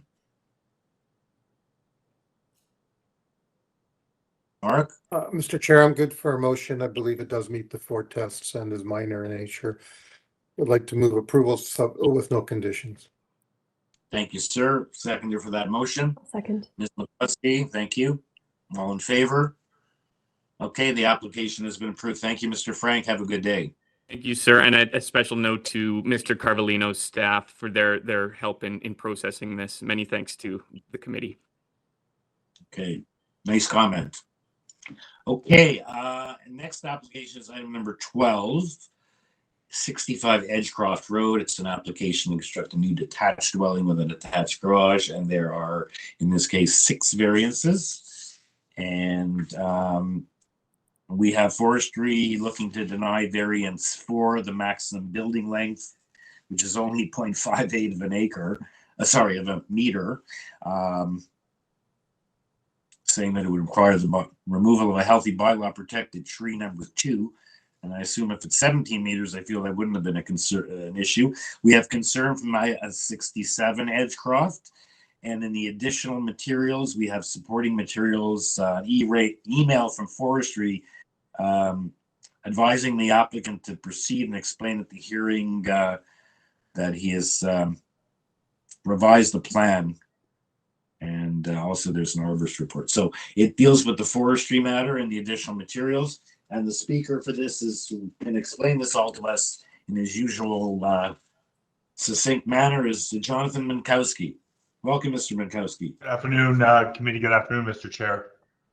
Okay, so can you just give us a short presentation on the fact that it looks like forestry is now okay with what you've done here? Yeah. As well as supporting materials. Yeah, so what we've done, Mr. Chair, is essentially we've just relocated the front driveway. It is essentially the change. We've curved it, which will now no longer require the removal of a tree, but an application to injure. We did file that communication we had with forestry. Basically, they indicated it was too late for them to amend their memo, but it did say that they would now be okay with the application to injure that tree rather than the previous request, which would have been to remove it. Essentially, again, it was just a relocation of the driveway for a curved portion. And that's essentially it, sir. I think it's a fairly straightforward application. The building length is appropriated similar and actually behind the rear main wall of the adjacent new built dwelling. The only built form request for you is for that side yard setback of going 1.2 to 0.9 on one side. It is a conventional 2-story dwelling with 1 floor above the integral garage, therefore no height or main wall height request. And that's essentially a quick overview. I'd be happy to answer any questions that the committee might have. Okay, thank you, sir. Any questions for Mr. Minkowski or someone ready for a motion? I'm ready for a motion if there's no question. I just commend the applicant's efforts to save the tree. And so I think often the arborist comments with respect to saving trees are overlooked and dismissed. So I appreciate that. And so my motion is to approve this application with the commitment to preserve the tree as noted in the memo and the additional materials. Okay, thank you, Ms. Reddick, for that motion. Seconder for that, Ms. Alderson, thank you. All in favor? Okay, it's unanimous. You have your approval. Thank you. Thank you, Minkowski. Thank you. Okay, item 13 has been deferred, so we'll move on to item number 14, which is 2004 Lawrence Avenue West. We have revised plans. For this, it's to conduct interior and exterior alterations to the existing dwelling in order to add 2 new residential suites for a total of 4 residential suites. And it's suites, not suites, so we can just do a little revision to correct those 2 words were mentioned in the preamble. We have 3 variances. It's revised, but it's not highlighted, so I assume the variance didn't change. And we have a cover letter from Weir Folds with photos, and we have TRCA has no objection, and planning is looking for a refusal, is recommending refusal of the application. We'll hear from, there's 2 speakers, actually there's only 1 speaker, Angus Skeen, the architect, or an alternative speaker in case Angus Skeen is not available. So is Angus Skeen available? He is on the line. I have unmuted him. He did mention he was having connection issues. Angus, are you there?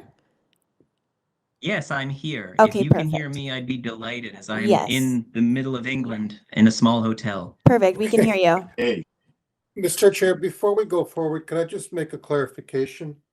The Weir and Fools reports and photos, I don't believe are associated with this file. That's for a different property. I believe it was inserted in the wrong place. Oh, okay. Let's see that. And I had inquired of staff as to whether there was an applicant's submission. Okay, so the cover letter, is for Castleton, 50 Castleton, which is the afternoon session. Okay, I don't know if that, maybe we can check to see if that is actually appearing there in this afternoon's Sorry, session. sorry, through you, Mr. Chair. it's not. I did verify to see if the materials were in the Castleton application, and they in fact were. So it was just a duplication of information. Okay, so Mr. Skeen, sitting in your little hotel in London, we do not have a refusal report. Or we do. You do have a refusal. Yeah, okay. It says, city planning recommends, it's dated May the 11th. It's for 2004 Lawrence. Okay, so we do have a refusal on this. Okay, so let's hear from Mr. Skeen. Sure. So my name is Angus Skeen. I'm the architect and agent. And just to confirm the staff reports that should be in the file, there is the refusal recommendation from planning, and there is a recommendation to approve from the works department.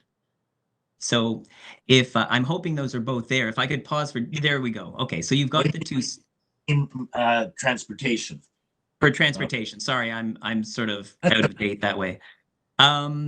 So this proposal is to add 2 basement apartments to an existing building on Lawrence Avenue West. So just to put it into context, you can look at the location map if Adam can bring that up.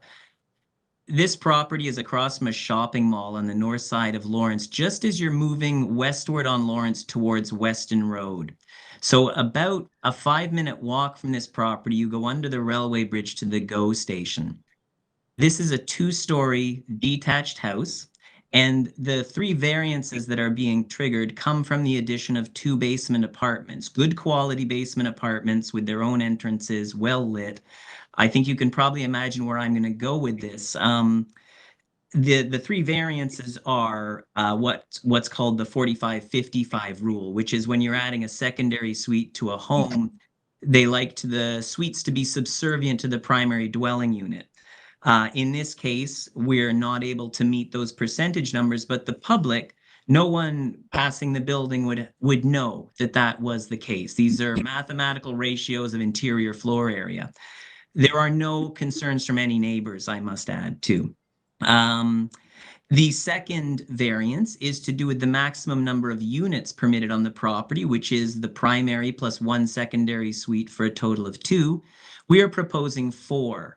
I think in that case, as I'm sure you're aware, the city council has already passed, and I don't know the appeal process at the moment, but the planning department of the city is pushing for 4 units in all residential zones across the city. So I would, again, I think you can see that for us, this seems completely reasonable, the 4 number. The last variance is to do with parking, which is we are required to have 3. We're providing 2. But as you say, the transportation department has assessed the situation. We're off of a public lane. And they actually support us. Not only did they not comment, they supported the recommendation. So I think if I were to make an argument, the planning report, if I could address that head on, I did contact the planner who wrote it, and she put me in touch with the area manager. Unfortunately, I have been unable to speak directly, but I've seen a lot of planning reports, and I don't know if you've had a chance to read this one. I find it a peculiar report, and I believe if you review it, you'll see that it's largely simply reiterates the variances that are requested. There's a line where they say planning has a concern about the application, and yet they make no arguments as to what those concerns might specifically be. And in particular, they make no reference at all to the 4 tests So I really don't think this is a very strong planning report, and I don't know if you've had a chance to review it, but if prior to making any decision on this application, I would really appreciate it if, I'm sure you've read your share of reports too, if you could read it, I would appreciate it.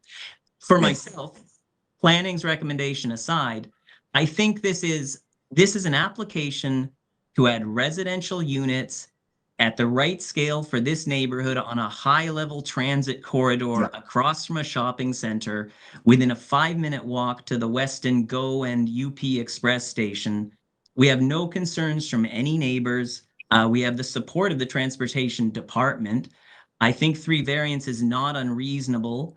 And that's pretty much the case I would like to put before you. And just to reiterate again, if the planning report causes you any concern, I think it's well worth reading it. I don't find it very strong.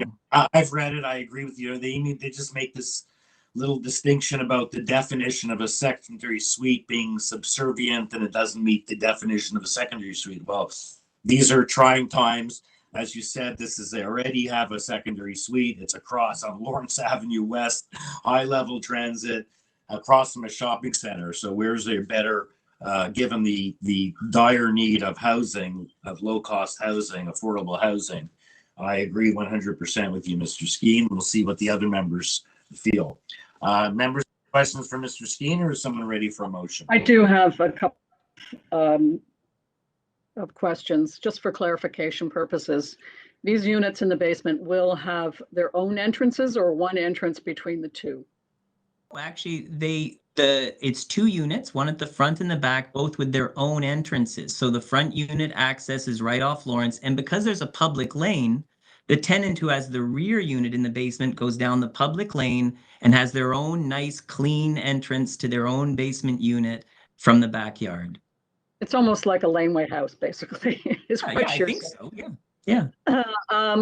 Yeah, I mean, I think in many ways you're ahead of the curve here, and I know that multiplexes have been approved in principle at the city, and it's a matter of time before they are finally approved. But I have no problem with this application. I believe it meets the 4 tests, and I'm ready to move for approval unless anyone else has any questions. No, I'd like to second that. Okay. I don't believe there are any conditions. There are no forestry conditions. No, I know that community planning wanted it refused, but I disagree with them on this case. Yeah, and I think in every such application, we're going to be getting a lot of them. We have to assume that the performance standards for these suites are, it's not like someone's going to have a Harry Potter, closet under the stairs. That implicit on these things when they come to us with any number, whether it's 3 or 4 or more units, that the implication is they are proper. They're going to meet the fire code and any other performance standards that are in effect. So, and like another good point is from the street, as Mr. Skeen said, it's not going to look any different and accommodates. And it is certainly very, very close to a major transit hub as well. Correct. Yes. So take that as a motion from Ms. Alderson to approve. And I believe it was seconded already by Correct. All in favor? Unanimous approval. Thank you, Mr. Skeen. Your application is approved. Thank you. Okay, next application is item number 15, 1 BERRYTON Avenue. And it's an application to construct a 1-story north side addition and a new front porch. There are 2 variances. And we have an arborist report. It looks like forestry looking for a deferral. Urban forestry condition number 4. Something about something being mislabeled. Was there something mislabeled? Perhaps someone can was there something here that didn't belong here? I have a note that something was mislabeled. Maybe it was on the next one. Okay, anyway, the speaker for this is Danya. Sorry, no, that's 15. That's 14. Kelvin Lowe. Kelvin Lowe, agent of the applicant. Welcome, sir. Yes. So my name is Kelvin Lowe. I'm the architect representing the homeowner of the 1 BERRYTON Avenue. Okay. So you're just for a 1-story north side addition and a new front porch with 2 variances. is there something going on with forestry? Is forestry opposed to this? So the forestry want us to apply a permit to go through with them. Is either we apply for removal of trees or provide protection around the tree. But the homeowner first option is to try to apply with removal of the tree and we plant something native species as per the arborist report suggestions. Okay, so this privately owned spruce tree measuring 42 centimeters in their report, you're saying that they would like to have that removed and they're going to replace it with something else. Yes. Okay, so you do not want to defer on that basis. No. You feel this tree cannot be adequately protected. Your client doesn't want to. There's no way you can try to save the tree as an architect. I see it's pretty close to the existing house. Like we have talked with the homeowner. If his first option is to removal of tree, let's say if this is not deemed possible with the forestry department, then he will try to provide protection during the construction as best he can and see if that complies with forestry requirement. But as per the arborist report, because the arborist say that the tree have a weak root system and also is leaning 15 degrees on one side. So the homeowner feel like it would be best to replace something that is more native to the environment. Okay. Members, any question for Mr. Lowe? Where is this tree on the site plan? So I'm sorry that we didn't show the tree on the site plan, but I can give you the location of it.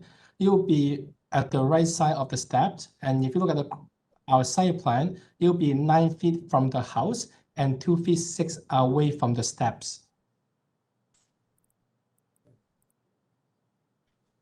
I believe forestry has a secondary option of to protect or to injure the private tree as well. So. Right, because this is where you're proposing to put your proposed addition, where the modest one-story addition, but. Correct, yes. Okay. Mr. Kamarick, so are you ready for a motion? Sure.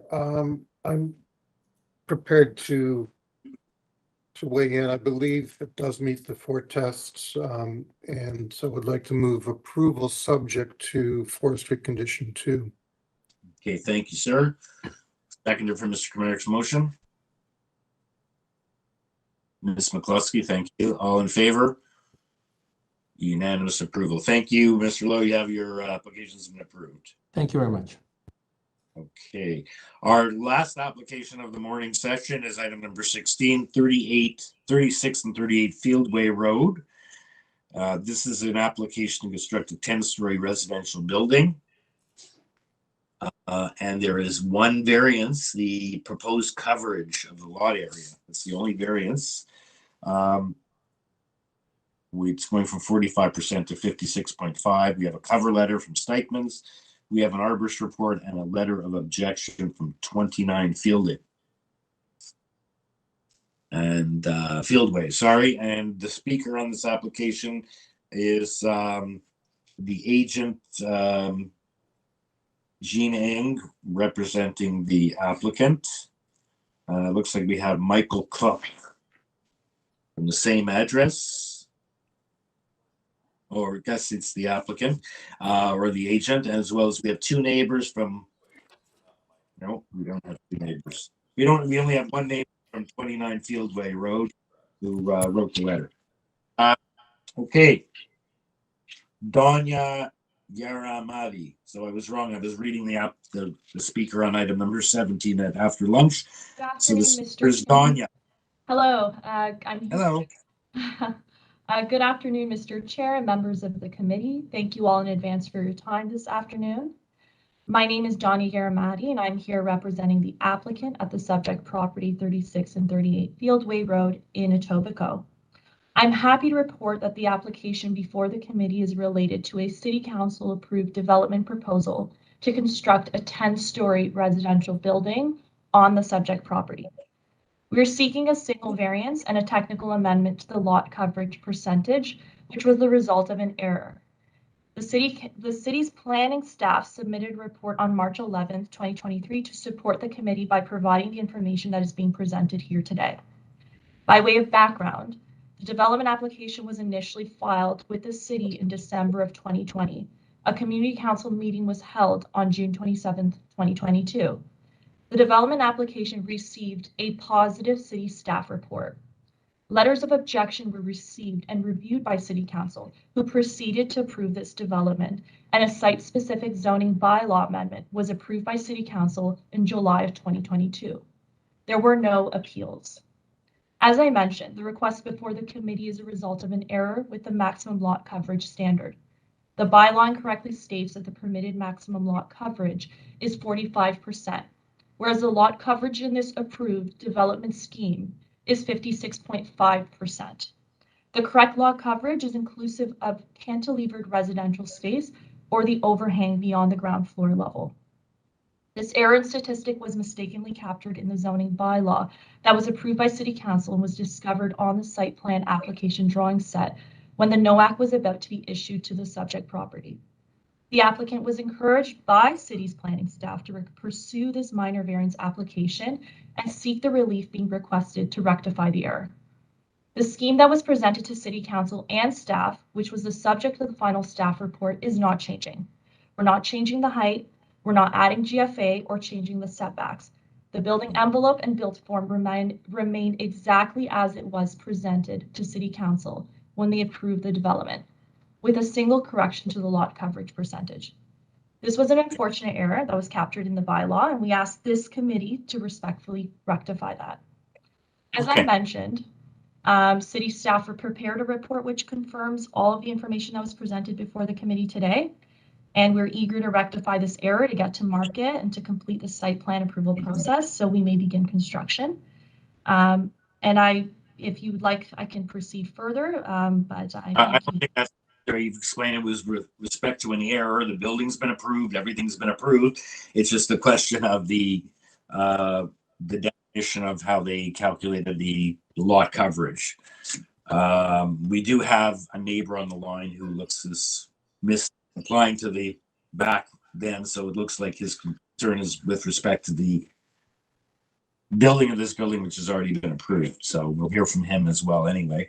Any questions at this point, though, for the agent, Ms. Yaramati, before we go on to hear from the neighbor? Okay, so it sounds like just a unfortunate error, which on the technical definition of the coverage on this approved property. Okay, if no such questions, let's hear from Hai Louis, the neighbor at 29, and we have the letter dated May 17th up on the board while we're hearing from the speaker. Ting Song Cha or Hugh Lai? Yes. Yes, hello there. Hi. So I got the letter. So we have the few questions. Yeah. You have the enough parking for every unit? Yeah, ma'am. How many units together? How many units for the whole building? Okay, you can ask your questions and the agent will respond at the end, but I just wanted to let you know that this project, as you said in your letter, you missed the June 27 public meeting. This has already been approved, and all they're doing here is correcting a small mistake with the coverage. Oh, so this project has already been approved. You write, I'm writing this letter to complain against the building again. Oh. I'm strongly against building this 10-story building. The building, unfortunately, has already been approved. Oh. We're only here to correct a small mistake. Okay, I see. Okay. But thank you for inviting me. Okay. So, yeah, we've read your letter, but unfortunately, everything has already been approved on this by City Council, and this is just here. They're just here today to rectify a small error in calculation. Okay. But No problem. Been approved. No problem. Okay, thank Okay. you. Does anyone else have any comments or questions for the speaker, and perhaps listen? I'll have the agent will respond as well to that, but it already has been approved. Thank you Okay. very much, Mr. Chair.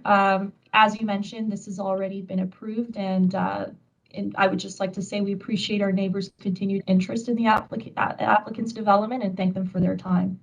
No further comments on our end. Okay, thank you.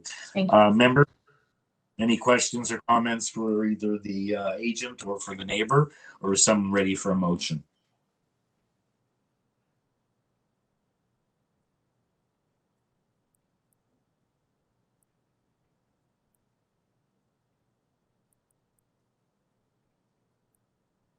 If no one has any questions or comments, I'm ready for a motion. I believe this application meets the 4 tests under the Planning Act and move for approval of the 1 variance with no conditions. Thank you, Ms. Alderson. Seconder for that motion. Ms. McCluskey, thank you. All in favor? Unanimous approval. You have your application. Thank you, Ms. Yaramati, and thank you to the neighbor 29 for your input as well. Okay, so we've now completed the morning session. It's now 12:15, 12:16. Staff should be returned at 1:30. Does that give you enough time, or with sound check at 1:15, or would you like long? 1:30 is fine, Mr. Chair. Okay, with sound check at 1:15. We'll see everyone back here at 1:30. Have a great break.